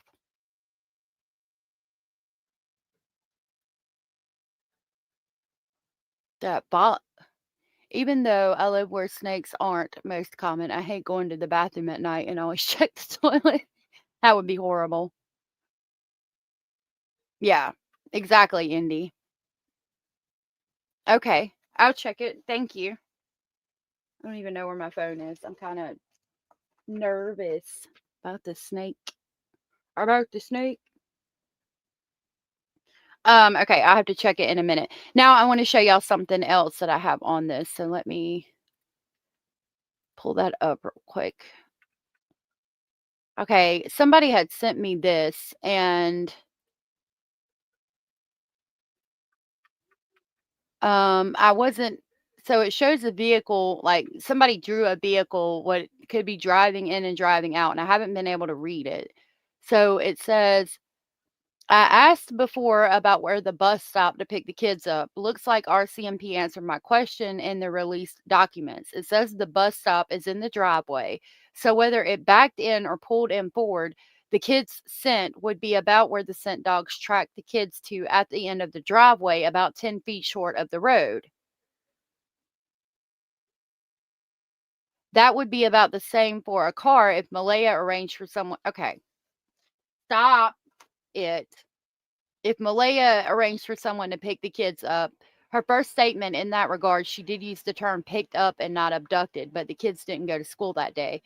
It makes sense that the bus pulls into the driveway, safer for everyone, not blocking traffic for the amount of time it would take a caretaker or parent to get Jack into a seatbelt, which seems odd, unless there had been some trouble with him not staying seated and needed the extra to remind him, and requiring someone other than the bus driver to strap him in makes sense because the driver shouldn't leave the driver's seat unoccupied while the kids are on the bus. I mean, but you can see where, like, it looks like there's dirt here and it looks like there's tracks going from right here and going this way. So if I had to guess, I would think the bus might pull off of the side of the road and stop right here for them to get on. And then, like, these tire tracks right here go that way, not necessarily pull up and then back out of the driveway. Is it possible? Yeah. But likely, I would think he would pull off on the side and pick them up right there, if he's worried about traffic. And I don't know how many times y'all been behind a school bus, but I've been behind a school bus quite frequently, and they're not getting out of the road so people can go around them, even if a child does have to be buckled up. There are copperheads and two types of rattlesnakes. Yeah, no one's safe. Oh, I already did. I already went and checked on the chickens. They're okay. They're in the woods now. Yeah, I don't necessarily think that the bus is pulling in and then turning around and backing out, but it's a possibility. All right, now we'll go back to this. Look, this is some weird shit over here. Hold on, let me get my timestamp. I pulled this up so that I wasn't going to talk about it today, but I pulled it up so that there would be a long enough video because I didn't know how long it was going to take me. Yeah, so new photos of Brian Kohberger have been released, and they're absolutely disgusting. So let's talk about it. You can see this one. Okay, where the fuck is his hand at? I need to know. I need to know where his hand's at, why he's making that face, and who the fuck he's sending this to. I'm sorry, but what the fuck? What the fuck? What is this?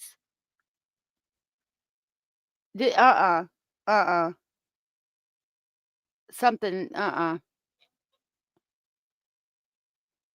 Something wrong is popping. I said, what? She said, yeah. This is disgusting. Where the fuck is his hand? What? Where is his hand? Where is his hand, y'all?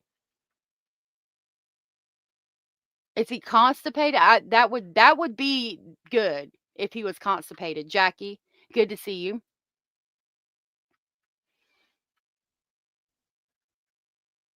Where's he at? Who's he sending this to? Why is he making that face? Where's his hand? Why has he got that much hair on his chest? What the fuck is going on? I can't. What? This is fucking weird. And Kohberger shirtless, making this weird face. It looks like this. I don't know if this is in a bathroom or where it is exactly, but yeah, I don't really like looking at these very much. This is another really, really probably the weirdest, most awful one that we have. He's making. What is this? It looks like something I've seen before, but I can't place it. I wanted to look up. Hold on, I'm going to go over here and look up something real quick.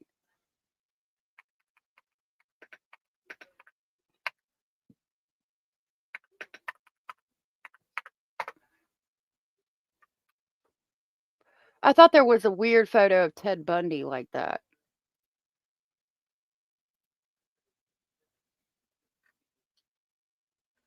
I could be wrong. That one of these two, but he's not showing his teeth.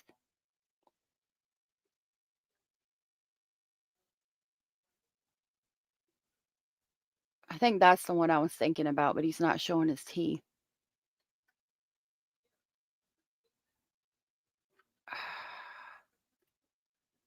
Where is it?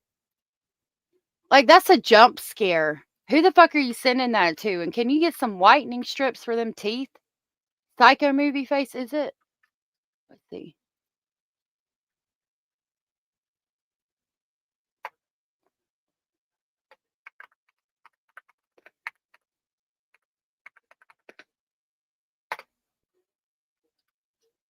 I think you're talking about American Psycho.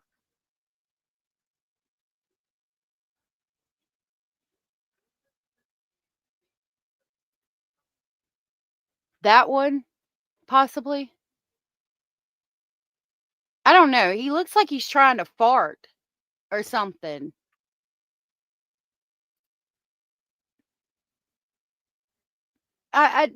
No. Christmas Vacation. He looks like the character face from Skibbity Toilet. What the fuck? That might be some kind of YouTube shit. Skibbity Toilet. All right, now I'm curious. What is Skibbity Toilet?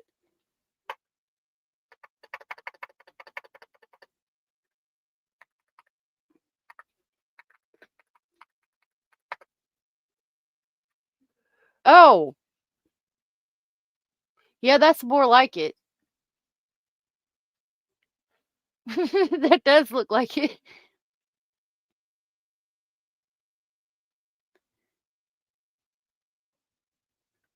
Oh, okay. They've got a Skibbity Toilet mystery surprise toilet set at Walmart. Yay.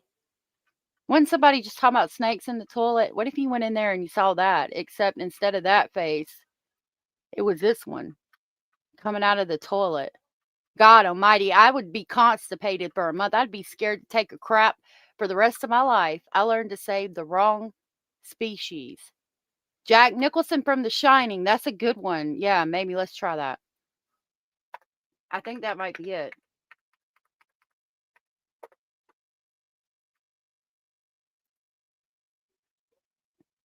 Close, yeah, very close.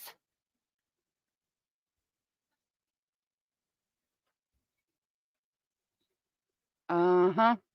I could definitely see it. The hills have eyes. Maybe it's The Shining where he breaks through the, yep. Mm-hmm. Fireman Bill, Jim Carrey.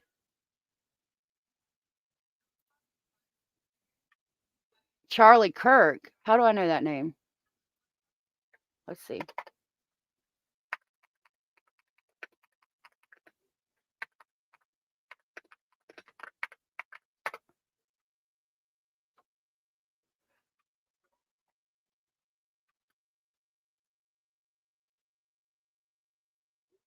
CEO Charlie Kirk shot at a Utah stage event. Turning point. I feel like this is political, so I'm not going to go down that road. But evidently he was just shot.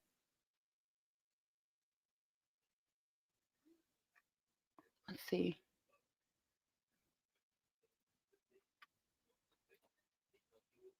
I don't. Kirk has been killed in Provo, Utah. He got shot in the neck. What are the anagrams? Praying for him and his family. Charlie Kirk's been shot in Utah, evidently. In case you didn't know. Interesting. Okay. We're gonna go back over here to this thing. This shit stain over here. I'm sorry to Charlie Kirk and his family. I don't know who that is off the top of my head.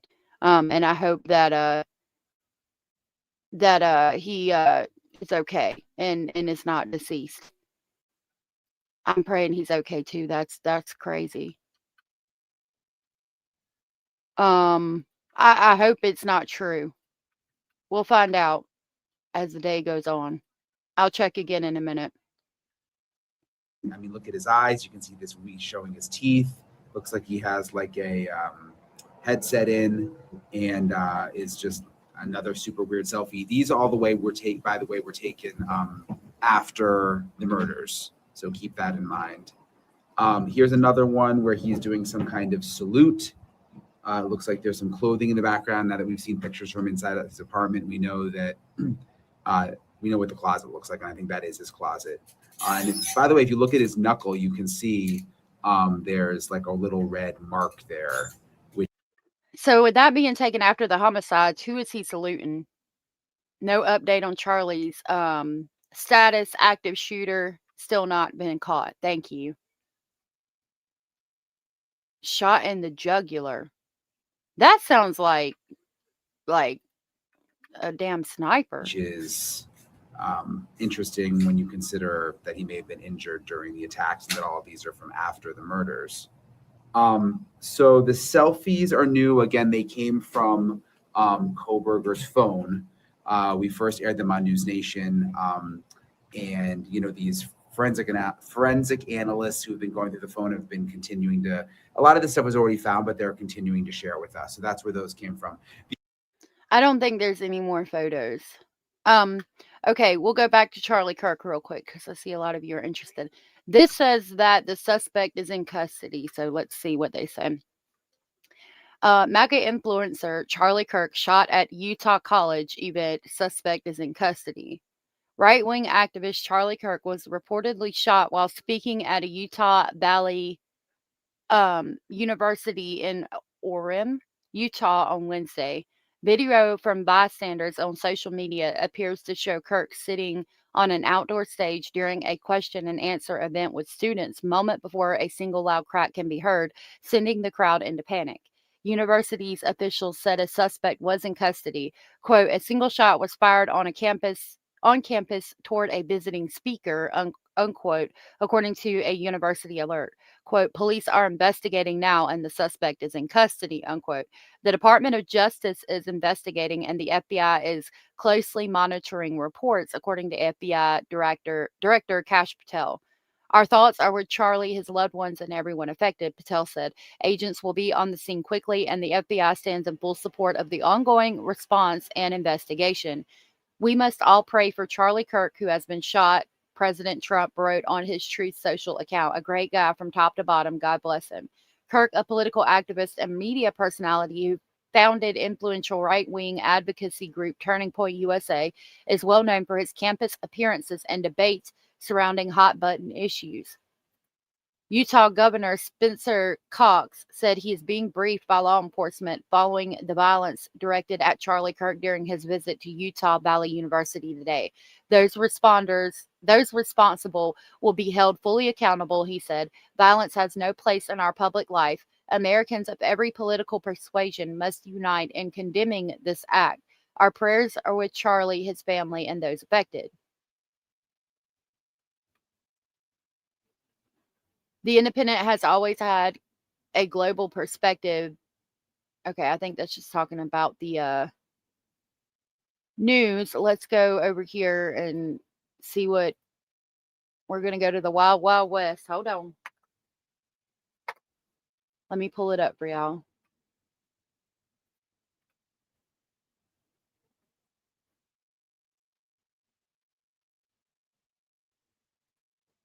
It did look like Brian Koberger had a Band-Aid on that finger and took it off. Okay.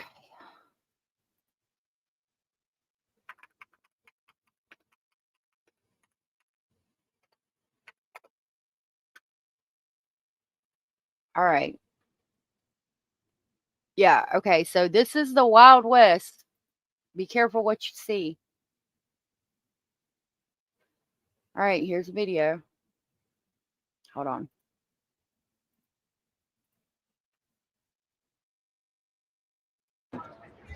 Counting or not counting gang violence? Oh my God. Go, run. Whoa. Counting or not counting gang violence? Oh, shit. Oh my God. Go, run. Whoa. Counting or not counting game He one? flinches like it got him in the neck. Oh my God. Go, run, run. Oh, Counting or not Shit. counting? Yeah, right there you could see where he flinched and grabbed his neck.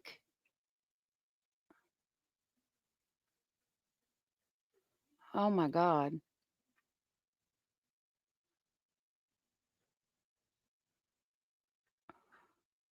We don't have an update. I haven't seen where he's deceased. That's the suspect? Oh my God. Really? Holy shit. Let me give y'all a trigger warning. Hold on a minute. God, holy shit. Oh my God. Oh my God. Oh my God. Holy shit, y'all. Jesus. Yeah, he's y'all pray for him, but that did not look good. That was a lot of blood. Jesus. Oh, I'm gonna get in trouble. Oh well. Jesus, that was a lot. Oh my God. That's horrible. Here's his family. That's really sad. That man did that. That's freaking this man right here. What's he saying? Is he praying or?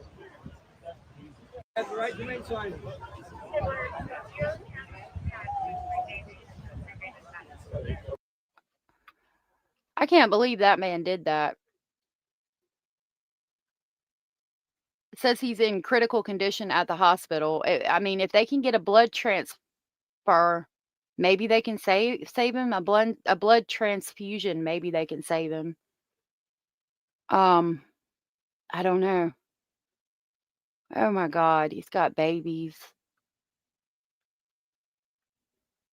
Phew, that's horrible. All right, I'm gonna get out of that.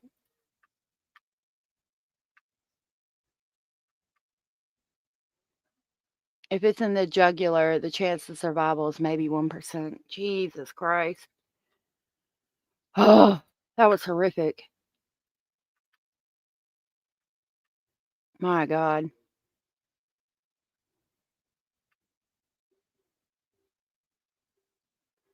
All right.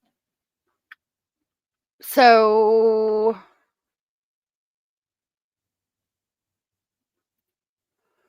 Anita said, I've seen Charlie's open debates on YouTube and he is fair and factual when he does debates with students. Prayers sent to anyone close to Charlie. Thank you for that. I had the interview with surviving roommate Bethany Song.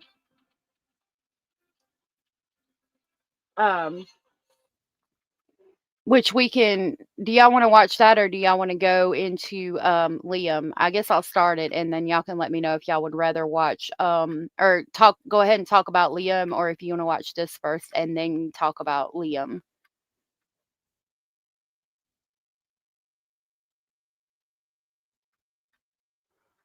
Y'all, I don't even know. That was, yeah, I don't even know what to say. You want to talk about Liam, Angela? Okay. So yesterday after the press conference, we heard, let's go to,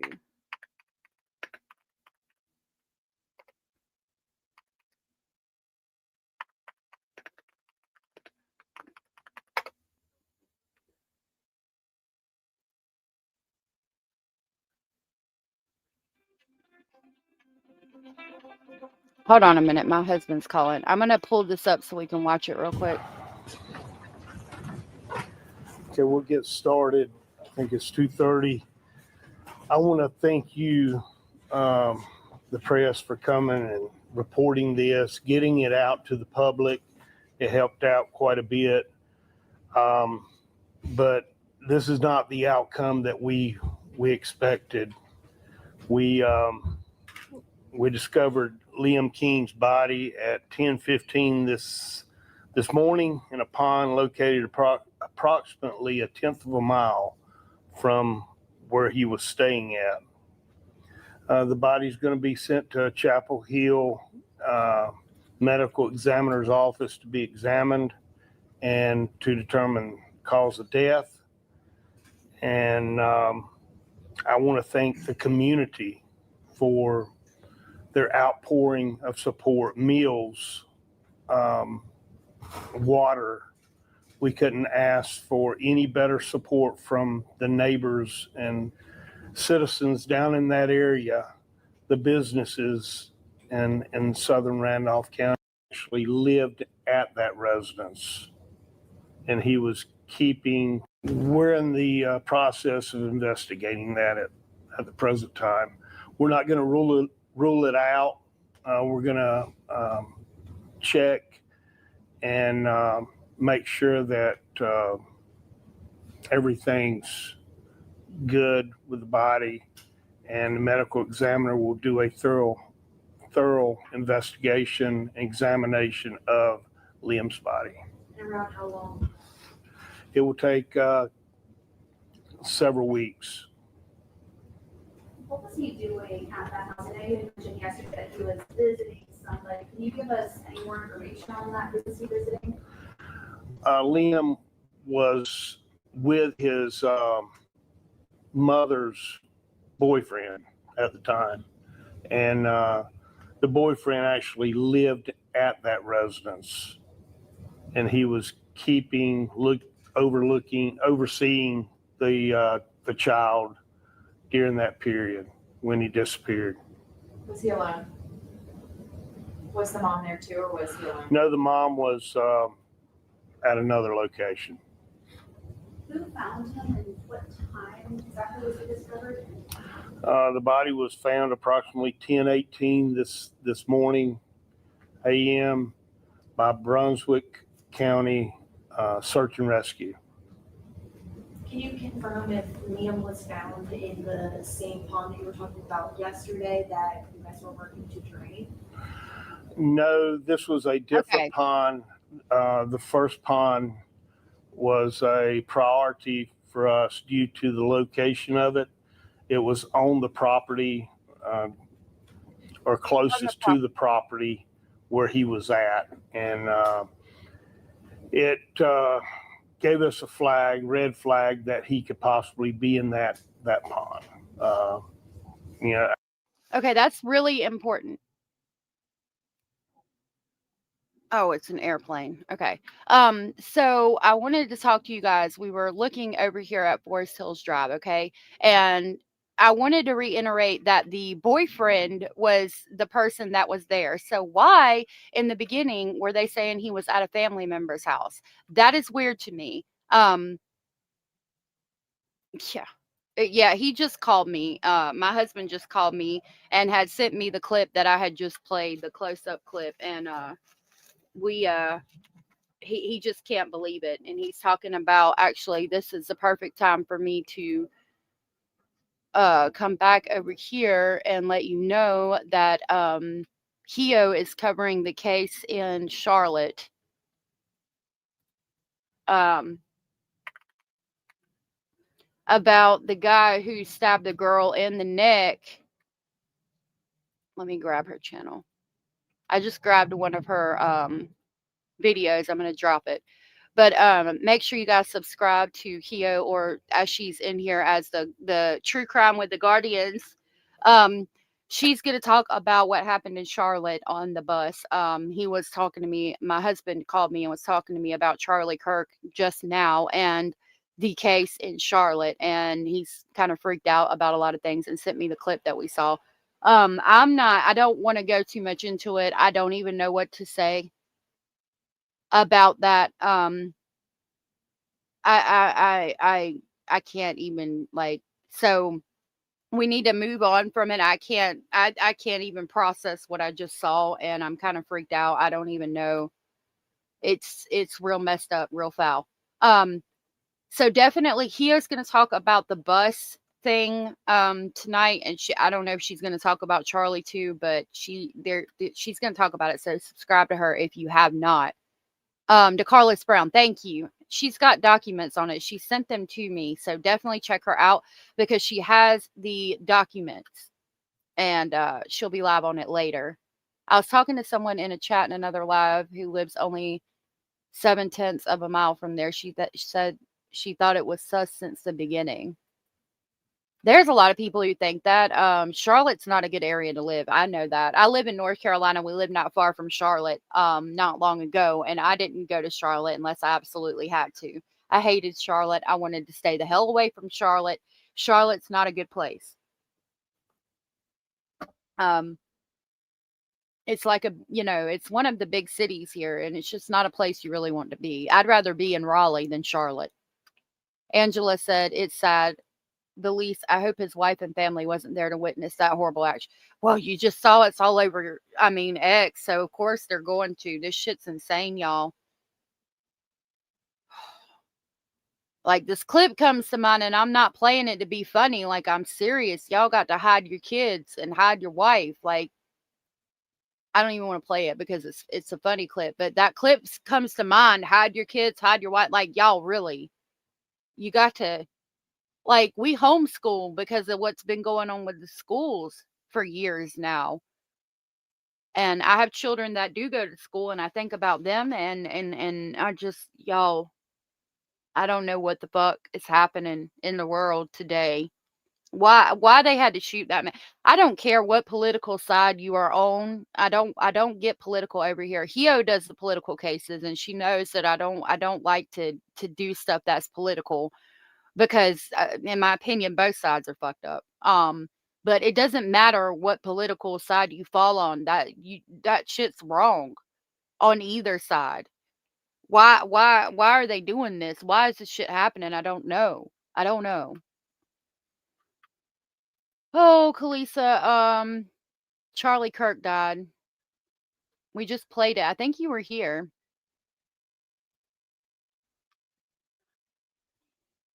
Yeah, I know. We were talking about Liam. Oh, you were talking about Liam. Okay. So she's talking about Liam. I'm sorry. I'm all over the place. My mind is all messed up after seeing that. Jesus Christ. I wish I hadn't have seen it. That was a lot of blood real quick. I don't think Charlie Kirk's going to make it, if I'm being honest. That was a lot of blood real fucking quick. But for them to get him in the neck like that, like, that's a sniper. I don't see that old man being able to do that. And I'm going to talk about Liam now. Now, let's go back to Liam. JoJo said, I was talking to someone in a chat, another live last night who lives only 7/10 of a mile from there. She said she thought it was sus since the beginning, and there was a lot of red flags. I see a lot of red flags in this case as well. Number one, why were we saying that he was with a family member when he was with mom's boyfriend? Mom's boyfriend is not a family member unless they've been together for some years. I guess I could see it. Number two, the big thing I picked up from there was that they were looking at a pond that was on the property. Now, remember yesterday, we were talking about Forest Hills Drive, okay? Forest Hills Drive, you go in, and then they talk about having to turn around in the cul-de-sac and come back out. And then there's this road right here that goes back, and they refer to a logging road, okay? There appears to be at the end of the cul-de-sac up here, where is it? Yeah, right here, there is a pond, okay? And so we didn't know if it was that pond, and it could be. I don't know if that pond is technically on their property or not, but it looks kind of far away.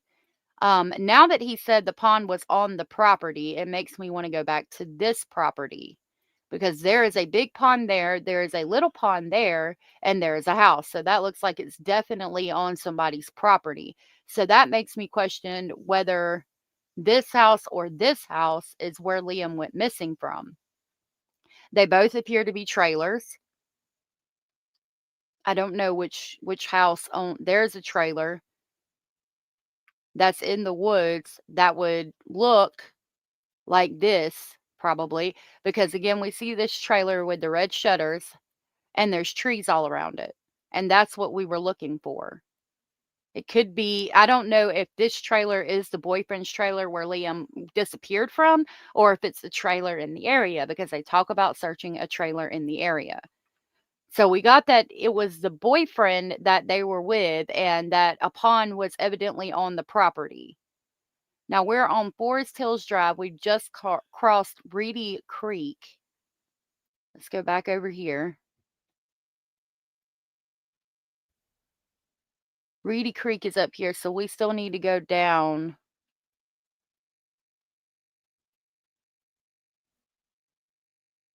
I think we're about right here. We need to go around the curve and try to see this property. All right. So let's go back here.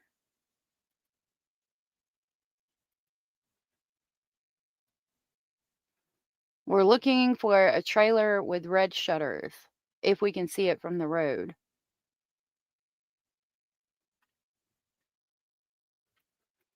I think we need to go around the curve.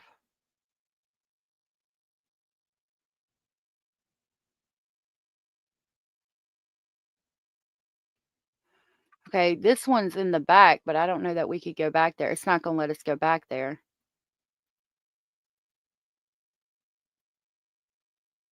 And I don't know if we have an address for the house where he went missing from. They drained the first one and they found nothing from what I understand. And then the second one, they found something. And he just said that it was on the property. So I'm going to back this up and so we can listen again. Let's go back over here real quick. Is it confirmed that he did wrong? We're in the process of investigating that at the present time. We're not going to rule it out. We're going to check and make sure that everything. Okay, he talks really slow, and that's why I had it sped up. I'm going to speed this up a little bit. God, y'all, I can't believe that shit. Kalisa said, seems like law enforcement focused on that pond really fast, wondering why. Well, they talk about him being autistic and being drawn to water. So they thought that he might be drawn, you know, with him being autistic, he was drawn to water. So that could be why. And if that's the case, it could really be an accident. But the way they worded things in this presser is really weird. Things good with the body. And Yeah. the medical examiner will do a thorough investigation, examination of Liam's body. Thank you. Around how long? It will take several weeks. What was he doing at that house? I know you had mentioned yesterday that he was visiting somebody. Can you give us any more information on that? Who was he visiting? Liam was with his mother's boyfriend at the time. And the boyfriend actually lived at that residence. And he was overseeing the child during that period when he disappeared. Was he alone? Was the mom there too, or was he alone? No, the mom was at another location. Okay, that's weird to me. The mother was at another location. It doesn't say she was at work. No information on where the mother was. That's weird to me that the mom was with her boyfriend, but she was at another location when Liam goes missing. I pinned Hio's chat to the top of the chat box. Again, make sure you're subscribed. I really appreciate that.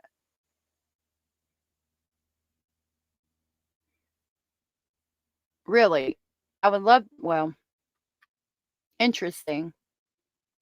I wonder if the boyfriend was used to watching Liam as well. Still trying to find out more information on Dakara Thompson as well, so that video is important. Oh yeah, of course. Found him and what time exactly was he discovered? The body was found approximately 10:18 this morning a.m. by Brunswick County Search and Rescue. Can you confirm if Liam was found in the same pond you were talking about yesterday that you guys were working to drain? No, this was a different pond. The first pond was a priority for us due to the location of it. It was on the property or closest to the property where he was at. And it gave us a red flag, that he could possibly be in that pond. After searching it, draining it, we moved on to the next pond. How many miles away was that from? It was approximately 1/10 of a mile away from the residence. Was that an area? So again, with them saying that it was approximately 1/10 of a mile away from the residence, it makes me think again that it's this one. Like, because that pond, these two ponds are very, very close to the residence, as opposed to this pond that appears to be pretty far from this pond right here. Well, I don't know. It could be. I guess they're about the same distance. And that's 2504. We'll look at it. I was over here trying to find more information about Liam King, and everybody here is supposed to be an adult, right? So I typed in Liam King, and then that popped up. What the hell is even going on? That is not even correct. Like, that looks like some kind of, like, I don't know, flashlight or something. Like, that's not what that's supposed to look like. And I'm going to leave that at that. Please stop. I don't know what the fuck is going on there. Whoa, what the fuck? Y'all, this is X for you. Lordy have mercy. I'm not finding much on the boyfriend. These are areas that they searched, and I mean, again, appears to be a heavily wooded area, and then we have that one trailer. I haven't found anything on the boyfriend though, and I'm trying.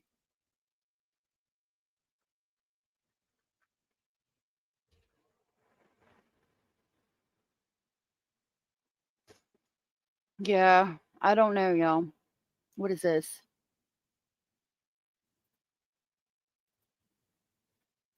Oh, okay, I'd like to see it. That just shows the outline of the road.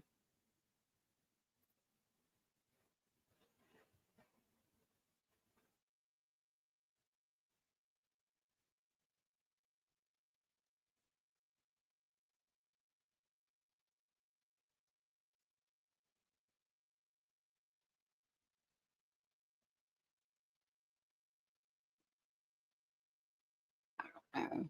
Okay. Let's go back over here. Frequented with his family, friends. He had been there a couple times. And can you explain to us, just for people who don't know this area, just how many ponds are in that little area? We, we're a farming community here in Randolph County, and there's ponds that I never knew existed in that area until we started walking, and you would find ponds located here and there. Looking at GIS, it gives you a better understanding of just how many farm ponds are in Randolph County. Quite a few. I'm hearing just from some people in the community who are saying that they were frustrated that they weren't able to go out and help search. Can you just help us inform our viewers of why it was so important that it was law enforcement led? Well, as I stated in the last press conference, the best thing they could do to help the citizens was to check their own property in that area.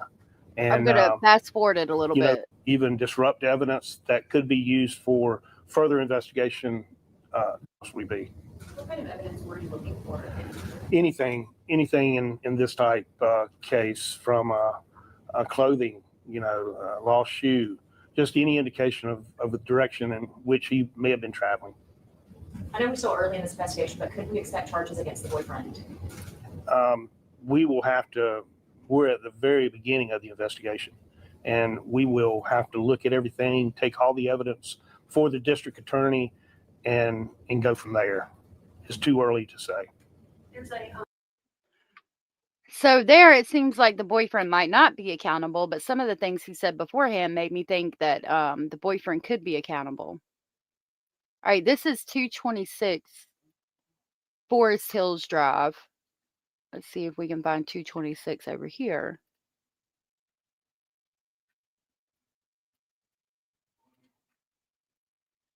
I'm not seeing any numbers. 2216.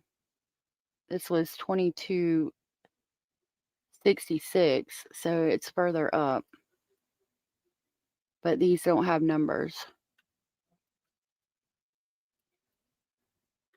We need to be here. All right, I'm going to keep going over here.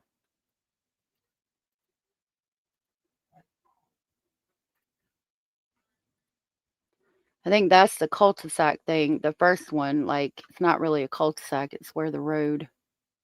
Yep. Okay, so it's up this way.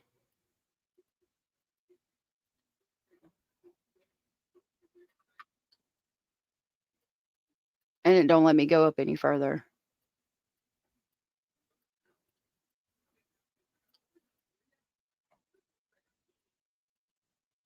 Dang it.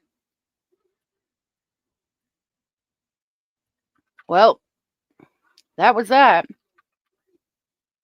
Angela said, do you remember the autistic child that got away from the parents and then drowned over in New Raken Lake in Dallas, North Carolina? I do. I wonder what we can do in our own communities to help these things from happening, better support or education for parents.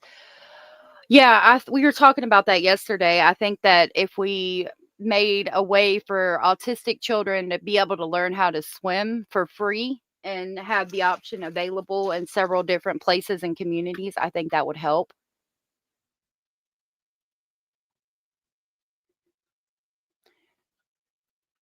Authenticity. Are you talking about the Charlie video for authenticity?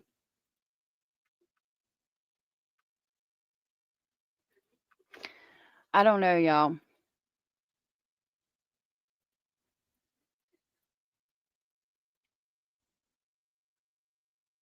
I guess we'll have to wait and see on Liam. I'm going to go ahead and move on since I can't go down that road anymore. I found right, Tina?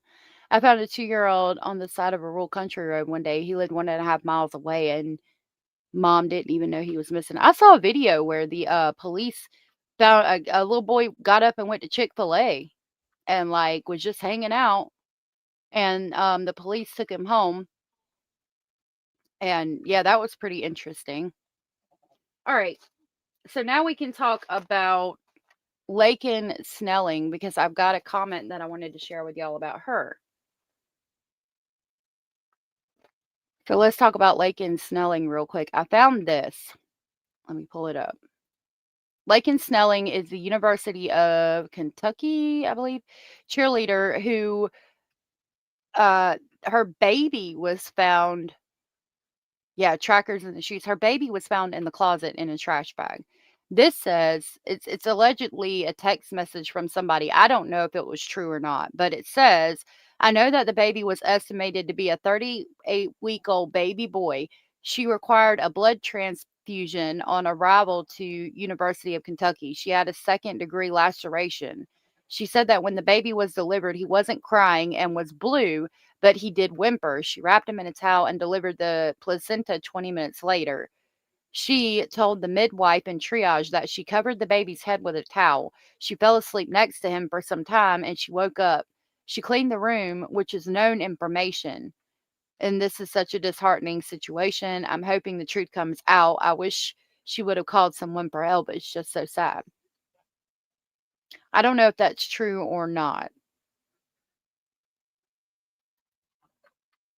But that was some information I found to be interesting on that. Let me see what I've got over here in my playlist. Because I thought I had something on that. Nope.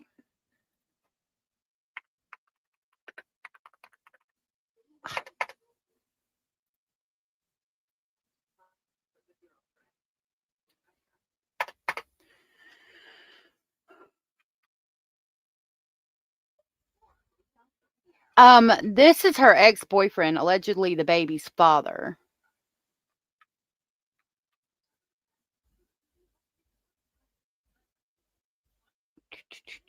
All right, let's see what they say about. We have some big updates in the case of the college cheerleader and beauty queen accused of disposing of her baby's body in the closet of her apartment after giving birth. This is video of her in court per WBIR TV. And we've also learned that her ex-boyfriend has reportedly given a DNA sample to police. One of the big questions in this story that's still unanswered is who's that child's father and who else could face charges in this shocking case, as we're also learning more about her cheerleading career. This video is of Laken Snelling months before her arrest during a competition per Flow Cheer on YouTube. We're on the case, presented by Law and Crime. I'm Chris Stewart.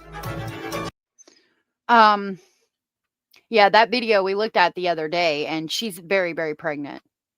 Tina said, we have a young boy that always takes off here and always goes to Coop grocery store, and they call the parents to come get him.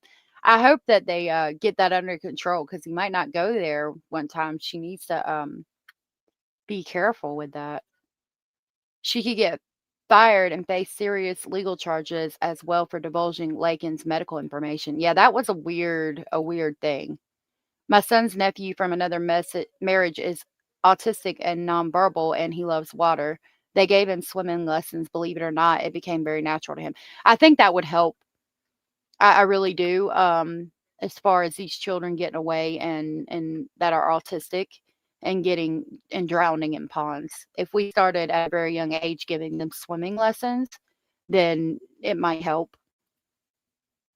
Is facing some very serious charges. She's currently home on house arrest, out on bond, and we have learned that she is no longer a student at the University of Kentucky.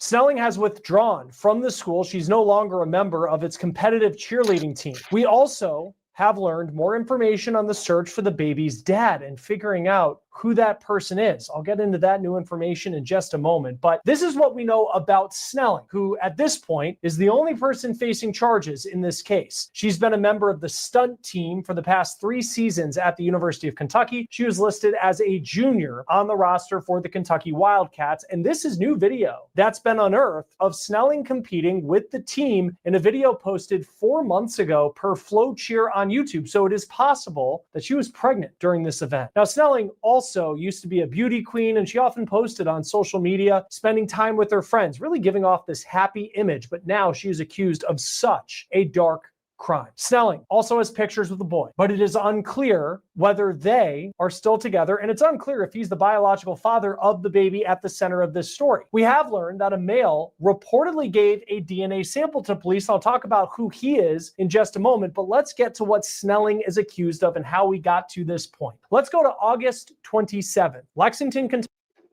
So a lot of people have said maybe she didn't know she was pregnant or something to that effect. I think in that cheerleading video, she had like a garter on to make herself not look as pregnant as she was. And they talk about how she stopped posting videos and photos in April. So I think she was definitely trying to hide it. She knew when she gave birth that she needed to get that baby to a hospital, in my opinion, or call an ambulance when she felt like she needed to, started hurting and needed to give birth. So I don't, it's a hard case. I'm not going to give her an out basically because she could have saved the baby, I think, if she had not hit it. And I don't understand why, she kept it in a trash bag in her closet. Like how long had the baby been deceased? How did the baby die? We're going to learn through, the autopsy, which I do know is out. Sorry. Kentucky police were called to a home for a report of an unresponsive infant. That child was pronounced dead on scene, according to police. And according to WLEX TV, police say that the baby was found inside of a closet. Now, an arrest citation says the infant was wrapped in a towel inside of a black trash bag. The citation reportedly says that Snelling was read her rights and she allegedly admitted to giving birth to that baby, and we have learned it was a boy. Then she said that she concealed the birth by cleaning up evidence and then putting all the cleaning items inside of that black trash bag along with the body of the newborn. Now, it's unclear just how old the baby was and how far along Snelling was in her pregnancy when she gave birth. Based on what we're learning about this case, it's unclear if Snelling said anything about who the baby's father was to police, or frankly, if she knows who the baby's father is. An initial autopsy on the baby came back inconclusive. Now, it's important to say that this is not a murder case at this point. More tests are being done to determine the cause of death of the child and whether that baby took a breath after being born or if the baby was stillborn. Now, there are some pictures of Snelling with the man on social media, so let's dive into that part of this story. It's unclear. Okay, why are we holding her belly and she looks very pregnant there? What are we doing? Do y'all not see that right there? Miss Scorpio Rising, thank you for being a member for 4 months. And hey, Brady, it's good to see you. That was so nice, and I really appreciate you sharing that milestone. Does that not look like a maternity photo to y'all? That boy, they're holding her belly, and her belly looks like she's got a baby in there. Miss Scorpio, oh my goodness, thank you so very much for the super chat. That was so very sweet and supportive of you. Thank you so much. I really appreciate that. Thank you. Thank you so very much. That was so sweet of you. I love the little heart. That's my favorite heart out of all the hearts that you can share. I love that heart the most with the little sparkles on it. Thank you. Right. It looks like a maternity photo, doesn't it? It sure does, doesn't it? Y'all, that's not good. Who the man is and whether he is the father of this child. The New York Post is reporting that an ex-boyfriend of Snelling gave a DNA sample to police. The Post spoke to that boy's dad, who would only say that police requested his son go to the station and it would take a couple weeks to get the results. The Daily Mail is reporting that the 21-year-old who gave a sample dated Snelling before she started dating someone else. Now, it's unclear if Snelling was still in a relationship with the man who is in the pictures with her, and we are not identifying either of the men we're talking about in this story, as they have not been charged. Now, this is video of 21-year-old Laken Snelling when she made her first court appearance after her arrest. You can see she appeared in that red dress and pleaded not guilty to charges of abuse of a corpse, tampering with physical evidence, and concealing the birth of an infant. Snelling. Kalisa said it's weird she's holding her belly, but at the same time, none of her friends or boyfriend knew she was pregnant. Why would she post this if she was hiding it? So confusing. It is very confusing. So she broke up with one guy and then was dating another guy.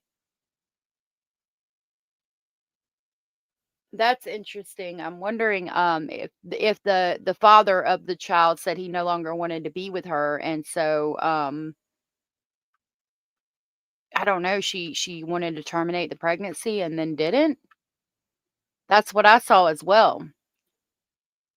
Posted a $100,000 bond and is now on house arrest living with her parents. She doesn't have to wear an ankle monitor. She has pleaded not guilty to the charges. Police will only say they were called to Snelling's home for the report of an unresponsive infant, but it's unclear who called them to that house and what that person found. Another shocking part of all of this is that it appears that Snelling presented herself publicly as someone who had aspirations to one day be a mom. Here's the last post that she had on TikTok. It's from June, and it's a picture with emojis that describe her. And in the bottom left, we notice there is one that says goals, and that shows an emoji of a mom with a child. Even though Snelling appears to present herself as someone who's warm and bubbly on social media, there's at least one person who says the real Laken Snelling is far different than that image. 20-year-old Sydney Kite spoke to the Daily Mail. She went to high school with Snelling, and she said that Snelling would take her anger out on people. Kite said, quote, while in high school, she tried to run over one of my closest friends with her Jeep. The bullying got so bad, my friend had to be pulled out of school and transferred to another because Laken had taken it so far. Kite also accused Snelling of cyberbullying with text messages. Kite did. Okay, let me look that up, see if we can read the actual article.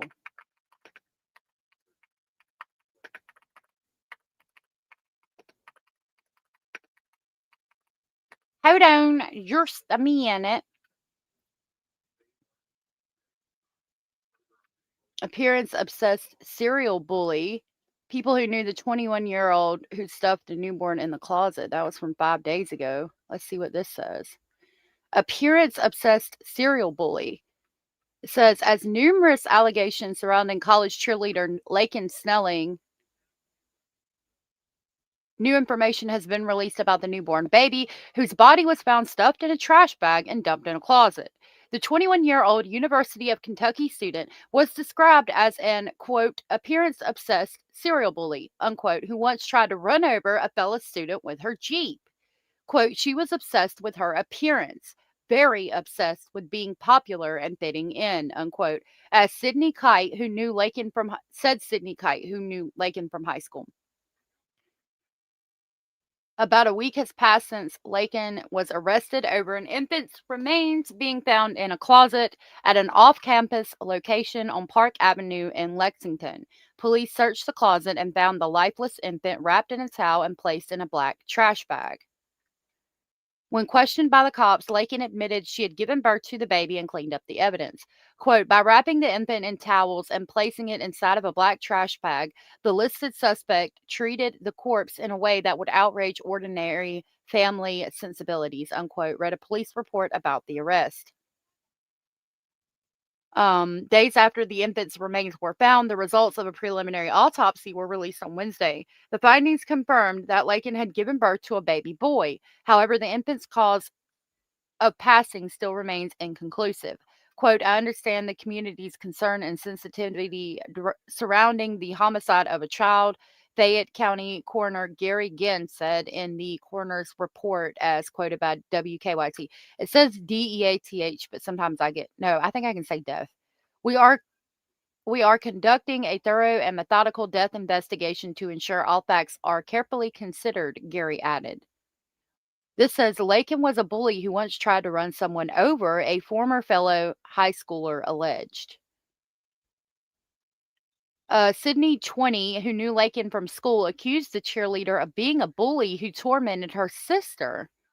Quote, I don't know the circumstances of what's alleged to happen over the baby, unquote, Sydney told the Daily Mail. Quote, however, I do know that Laken had many, many people that she took her personal anger out on. My sister was one of them, unquote.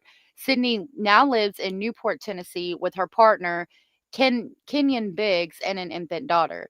She said she went to the same elementary school and middle school with Laken in White Pine, Tennessee, and they attended high school together in Jefferson.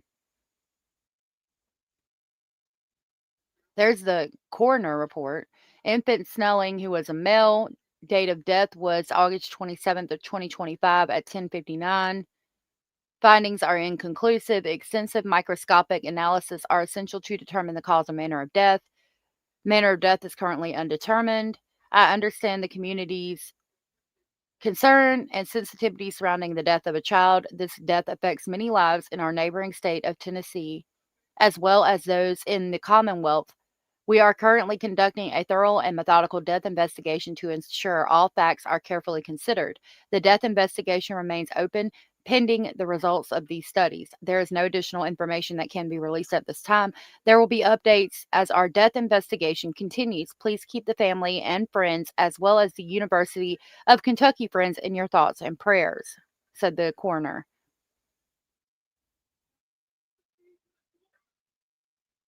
It says, although Sydney was one grade ahead, she said Laken was in the same grade as her sister, who was a victim of her alleged bullying. Quote, she would bully my sister and her friends in the bathroom at school. She would just corner them. There were talks with teachers about her behavior, but nothing led to her stopping doing it, Sydney told the outlet. She was obsessed with her appearance, very obsessed with being popular and fitting in. Whoa, why did it jump? Have you ever met girls like that? Oh my goodness. What on earth? My God. Yes, maybe no. Good to see you. Thank you for the $50 super sticker. Good gracious. Oh my God. Thank you so much. I really appreciate that. Wow. That is so very sweet of you and amazing. My God. Thank you. Oh, look, it's got stars. I love stars. It's a little boy with glasses and stars, and he's saying, "Wow!" I think that is so cool. Thank you. My God, thank you so very much. Yes, maybe no, and it's good to see you. Um, yes, maybe no has been a member for 4 months and says, AKA Amy. So you got a lot of Amy, AKA Miss Scorpio. You got a lot of accounts. Thank you for that, AKA Amy, and thank you for being a member for 4 months. And Bella's Voice, thank you for the super sticker. That has a little lemon, and a little fish giving a high five. No, a lemon and a pear, maybe? That's so cute. I like that. That's adorable. They're both adorable. Thank you guys for the super stickers. That was so sweet of you. Wow, thank you so very much. Y'all are amazing. Thank you so much for that. That was so very nice and supportive and sweet of you. Thank you. I just have the two. I changed my name because there was another Amy in the chat. Oh, okay. Well, thank you. I really appreciate that. Anita said, I'm off to get some rest. Have a great rest of the week, one and all. I hope you do too, Anita. I hope you rest well. Thank you guys again. Wow, that was amazing. Thank you so very much for that. You made my whole entire week. Thank you for that. That was amazing. Thank you. I really appreciate that. The article, I was looking at this picture of her. Evidently, she won the 2023 Jefferson County Fair. Girls like that like are popular and bully people. I don't like people like that, but I've definitely met quite a few, and I could see it being a possibility. Like, to the extent that the friend said that the teachers had to talk to peop her about her behavior, but it didn't stop. Wow. It says Laken was reportedly a pageant queen and competed in Jefferson County Fairs of the Fair in the past.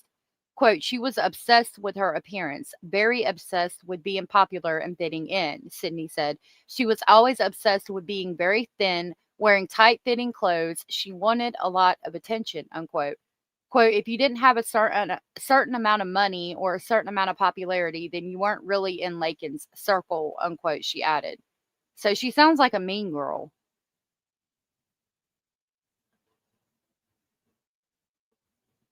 I guess that's a boyfriend. Sydney recalled an incident from their high school days and claimed Laken once tried to run someone over. Quote, while in high school, she tried to run over one of my closest friends with her Jeep, unquote, Sydney said.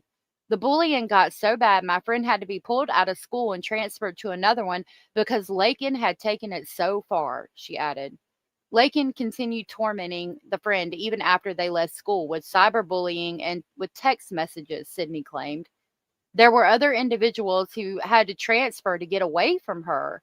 And after they did that, she would continue to message them and make TikToks and social media posts about them as well, unquote, she added. Wow. So it sounds like, do you know the people that do that? Yeah, it sounds like she's a spoiled brat. But you know, people that do that and like they'll torment people about not having money or clothes or something. It's something in their life that's actually going on with them.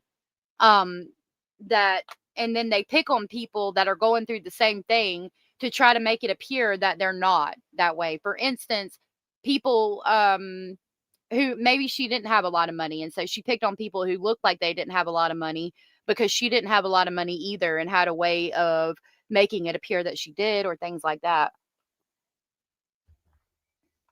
You are most definitely Miss Scorpio. Well, thank you, Miss Scorpio, aka Amy, aka Yes Maybe No. I love that name. Girls like her are used to getting away with everything, and it sounds like she did. Teresa said it sounds like the principal didn't support the teachers. Angela said with no consequences, the school say no bullying, but the school have no control over that. That's very true. We're halfway there. Lemon and a pear. So there she is. I like the gingham print stuff. I don't know if that's gingham, but I mean, she's always dressed really cute and all that, but she sounds like a horrible person. So this says on one occasion, Sydney cornered her in the bathroom and confronted her about the bullying when they were in middle school. Sydney's mother also complained to the school about Laken bullying her sister as well. Quote, she didn't like it when people stood up to her, which is why she would go after the kids she saw as weaker, unquote, she said. Quote, I was the sort of person to sit there and be bullied. So there's that post. It looks like it says that her goal is to have 2 children, a house, money, be a mother, and get an engagement ring. And I'm wondering if having the baby, she didn't have all of the other things that she needed and she didn't want to give up her college career yet, which she wouldn't have had to. She could have given the baby up for adoption. I don't know. She could have had the baby and given it up for adoption, though. It says, while netizens are stunned by the news of the infant, many made similar accusations online about Laken being a bully. Quote, I attended her school. I didn't know her personally, but everyone knew she was the mean girl, an anonymous user wrote in a Facebook discussion group.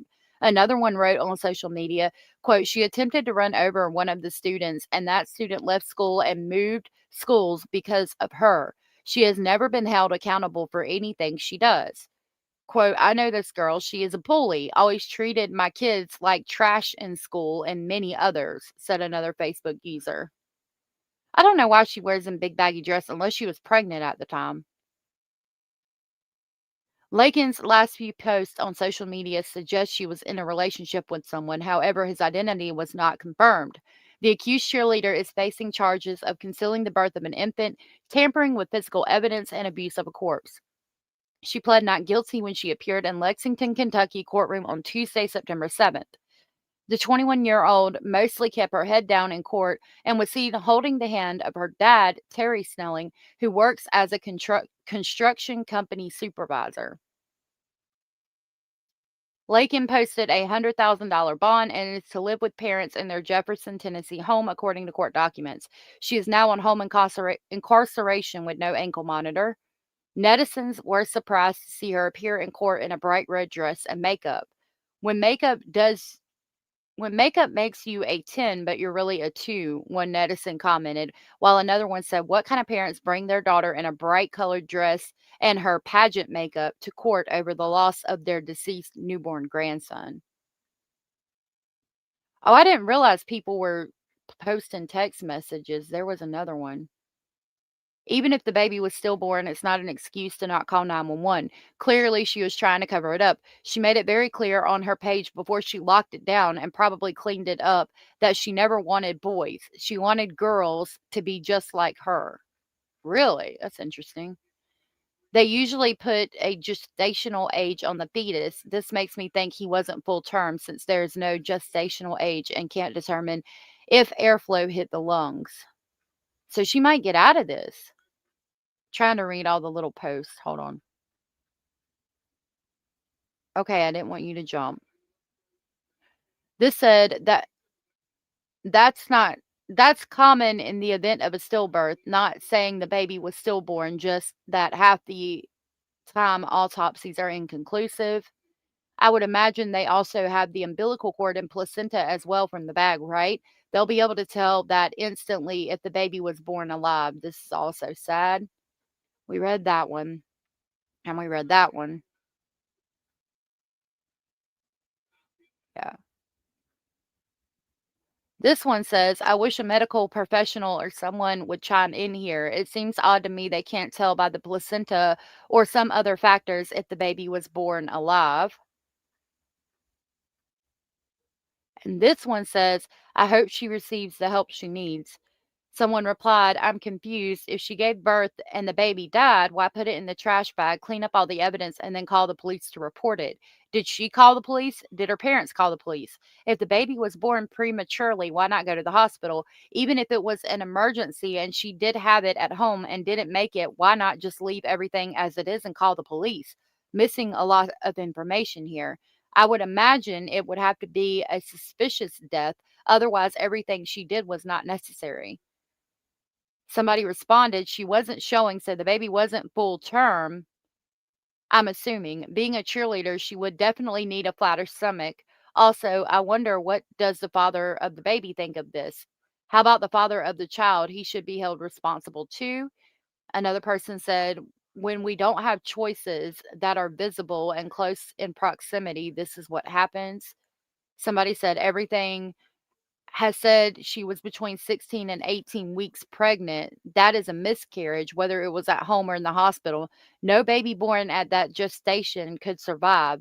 They need to stop saying it was a dead baby. It was never alive because the baby born that premature couldn't survive even with medical intervention. If the baby was born between 16 and 18 weeks pregnant, I don't think the baby would have survived, and she'll probably get out of it. That's my thinking. Hey, Southern Cats.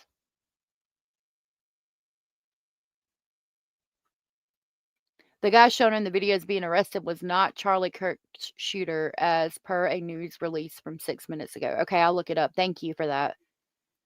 Sometimes it's hard for them to prove that the baby was stillborn, like if he only needed his mouth cleared to breathe, but she didn't do it, his lungs would never inflate. Yeah. Somebody said, how could an autopsy not disclose DNA? Must have been premature or not full-term fetus. Something very weird about this, meaning the baby was likely dead in utero. This one says admits it, but pleads not guilty.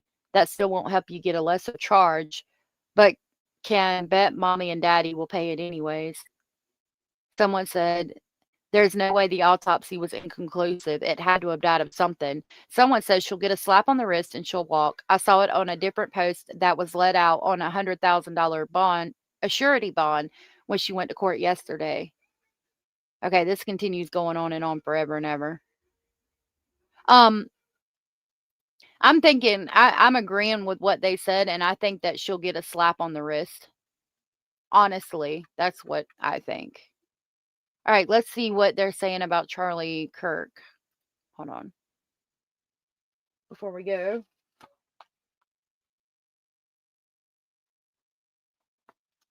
Da, da, da, da.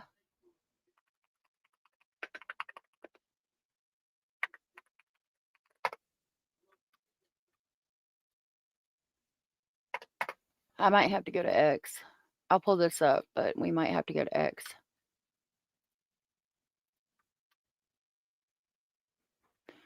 This says they might still be at large.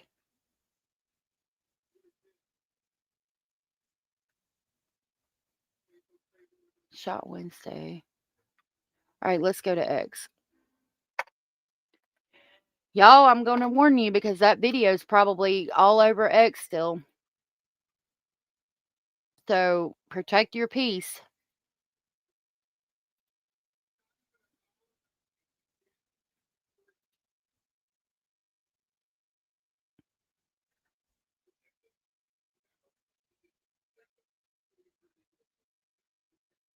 Charlie Kirk was shot in the neck and is in critical condition.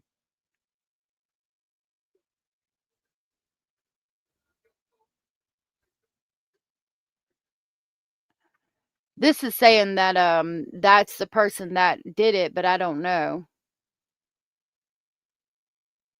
We can confirm that Mr. Kirk was shot, but we don't know his condition. The suspect is not in custody. Police are still investigating. Campus is closed for the rest of the day. This from 11 seconds, it says he's tragically passed away, but I don't know if that's true or not.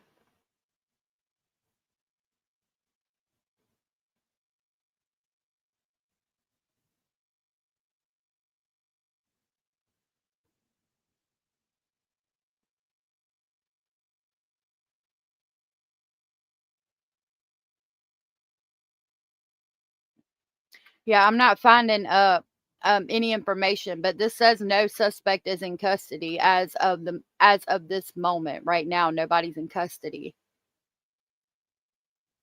He's in critical condition. May have passed away in the time I've been listening to you, but he was in critical condition. Hold on, I have to do it on my phone. Excuse me. I have to email it to myself. Okay.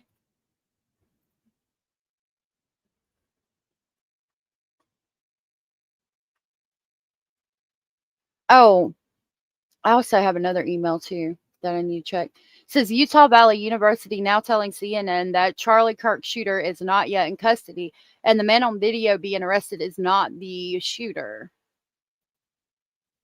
The suspect in the shooting of political activist Charlie Kirk is not yet in custody, according to a spokesperson from Utah Valley University. Despite the school saying earlier police did have someone in custody. Quote, we can confirm that Mr. Kirk was shot, but we do not know his condition. The suspect is not in custody. Police are still investigating, and campus is closed for the rest of the day, unquote. UVU spokesperson Scott Trotter said in a statement, according to Desert News. Initially, the school said the suspect was in custody. Kirk, who was invited by a student group, was speaking Wednesday afternoon when a shooter fired from a campus building about 200 yards from Kirk. A spokesperson on CNN told CNN. Okay, I want to know another question.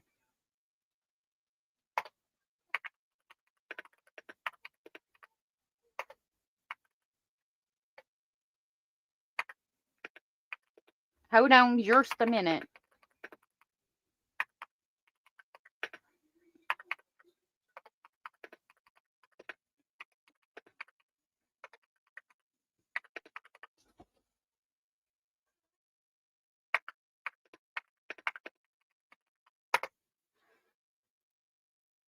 Okay, so they said here that he was shot from a campus building about 200 yards away.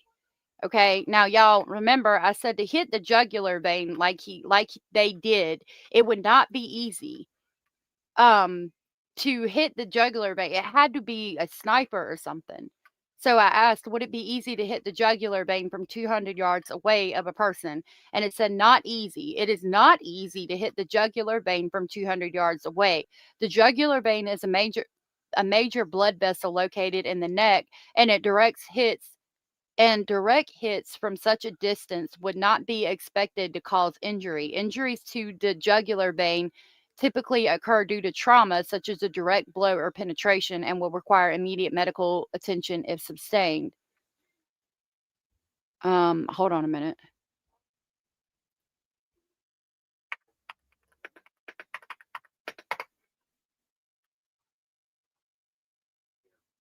I'm not wanting to know.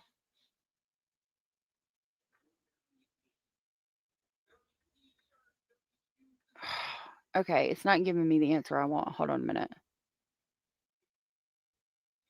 I need Tom. Tom, are you here? I'm calling Tom. Would it be easy to hit a jugular vein from 200 yards away? Let me try this.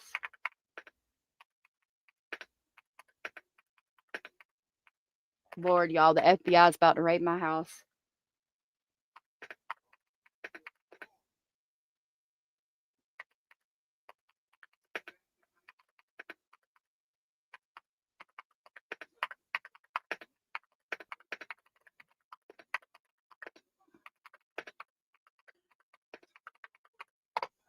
They just added me to a watch list. I asked, what type of firearm would I need to strike the jugular vein of a person from 200 yards away? Now that I'm on a FBI watch list, you better give me the answer. Like, why can't I get an AI freaking answer?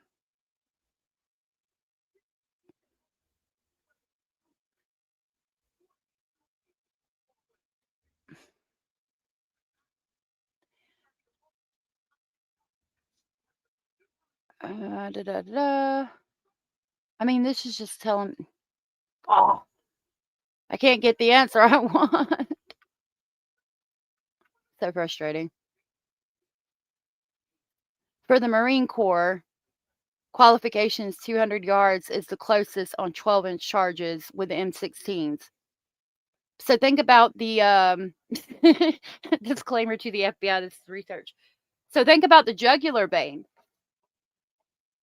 Would it be hard to Mr. Speculating told me he'll tell me. I'm about to go anyway, but Mr. Speculating just pulled up. He'll tell me.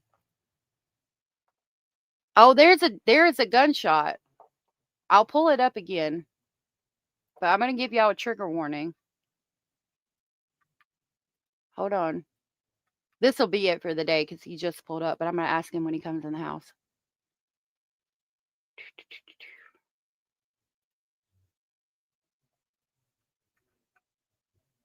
All right, y'all. Protect your peace.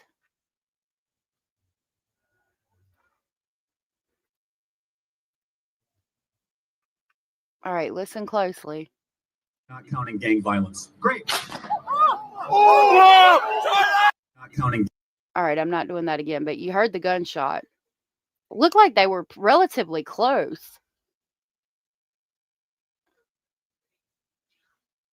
Probably missed and hit. You think so? Yeah, like that's what I'm thinking. That would have to be the perfect shot to be from a building 200 yards away to strike somebody in the jug. I mean, there here was saying a 12-inch target. That's like an inch, maybe 2-inch target. He's gone. I mean, that looked. I figured he probably was. That was. You ain't surviving that. No, he was not moving. He was not moving. He was not.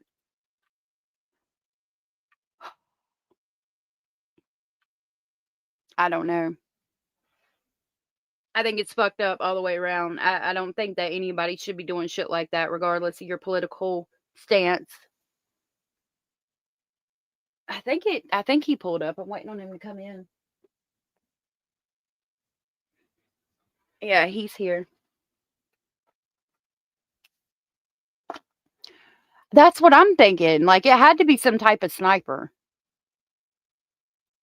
And what kind of sniper is taking Charlie Kirk out?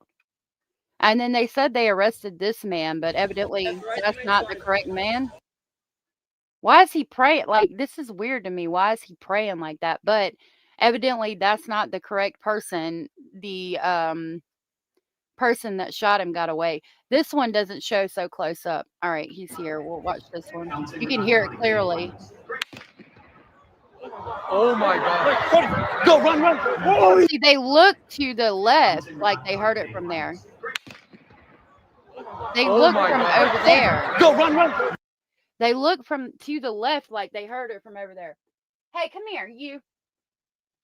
How easy would it be to hit somebody in the jugular vein from 200 yards away? That would be a sniper, right? Like, that's a 2-inch target.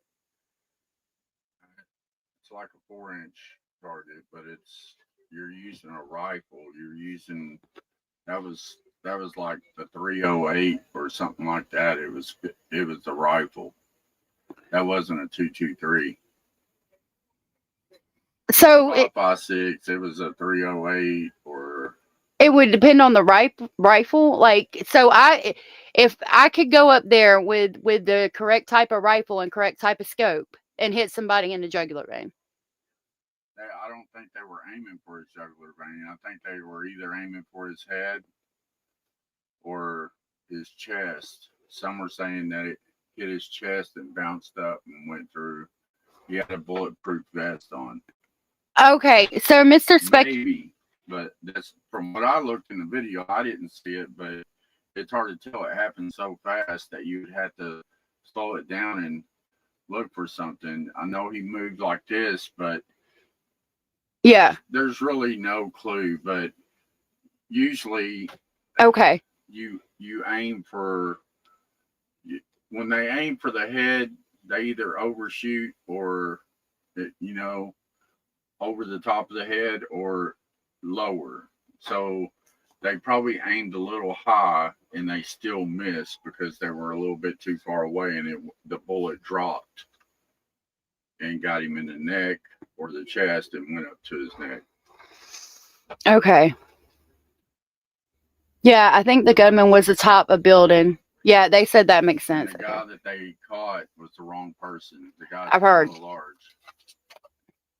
Interesting, right? That the guy's still at large. People are fucking insane. Yep. All right, y'all. I'm gonna go for the day. Yes, that is Mr. Speculating. They're saying hi and thank you. I think it makes sense. Yeah, since he explained it to me that way, it makes more sense than it originally did. All right, y'all. I'm gonna go for the day. Thank you guys so much. Oh my goodness, for your support. No exit wound. Oh my God. I know. I thought about that. I'm probably gonna have to take the live down. If I played the video, take it down. Take it off. All right. I'm going to have to private this live until I can take that video out. I figured I would have to. Thank you guys for the support. I really appreciate it. I appreciate you guys hanging out with me. I appreciate you being here and talking to you guys. I will definitely see you tomorrow. I enjoy our time together every day, and I could not do this without you. Thank you guys so much. I really appreciate and care about each and every one of you so very much. Thank you for everything. You guys are amazing. And again, I do look forward to our time every single day. Love your face too. Please keep his family in your thoughts and prayers. And good night, lady. Good night, Angela. I hope you have a good day. I mean, a good evening. And I will be back tomorrow, and I'll see y'all tomorrow. Still waiting on my FOIA information. I have been told that they are currently redacting the videos that I have requested, which is an entire case file, and that they don't know when they can get me the videos because a lot has to be redacted. But I thought about talking to you guys about the case anyway, because I do have some documents. So we'll see what happens. If nobody's told you, you are enough, you are important, you are special, and you are loved. And not long after I end this live, the chat will not be available. It will probably be privated right after the live, because I need to take that video out, which I figured I'd have to anyway. So yeah, thank you guys for being here, and I will see y'all tomorrow. Stay safe out there and keep these families in your thoughts and prayers. I hope y'all have a good night. Bye.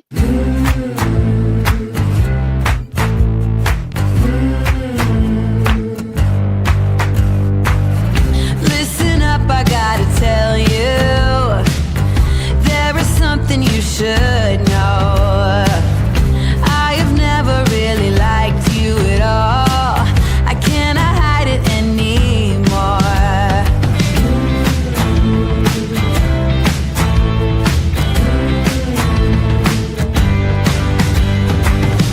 I've been thinking about the future, trying to forget about the past. So many ways that I could change for the better. Don't even know where to begin. If I allow myself to dream, will it be as good as it seems? Pull me out of this place in the middle, in the middle. Nothing more to embrace in the middle, in the middle. If I try to climb up the wall, everyone can see when I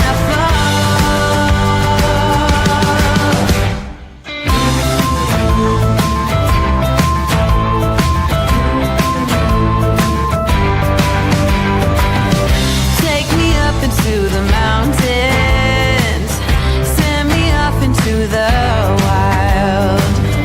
Misery is still a path I would choose if the alternatives are worse. I guess it's time to find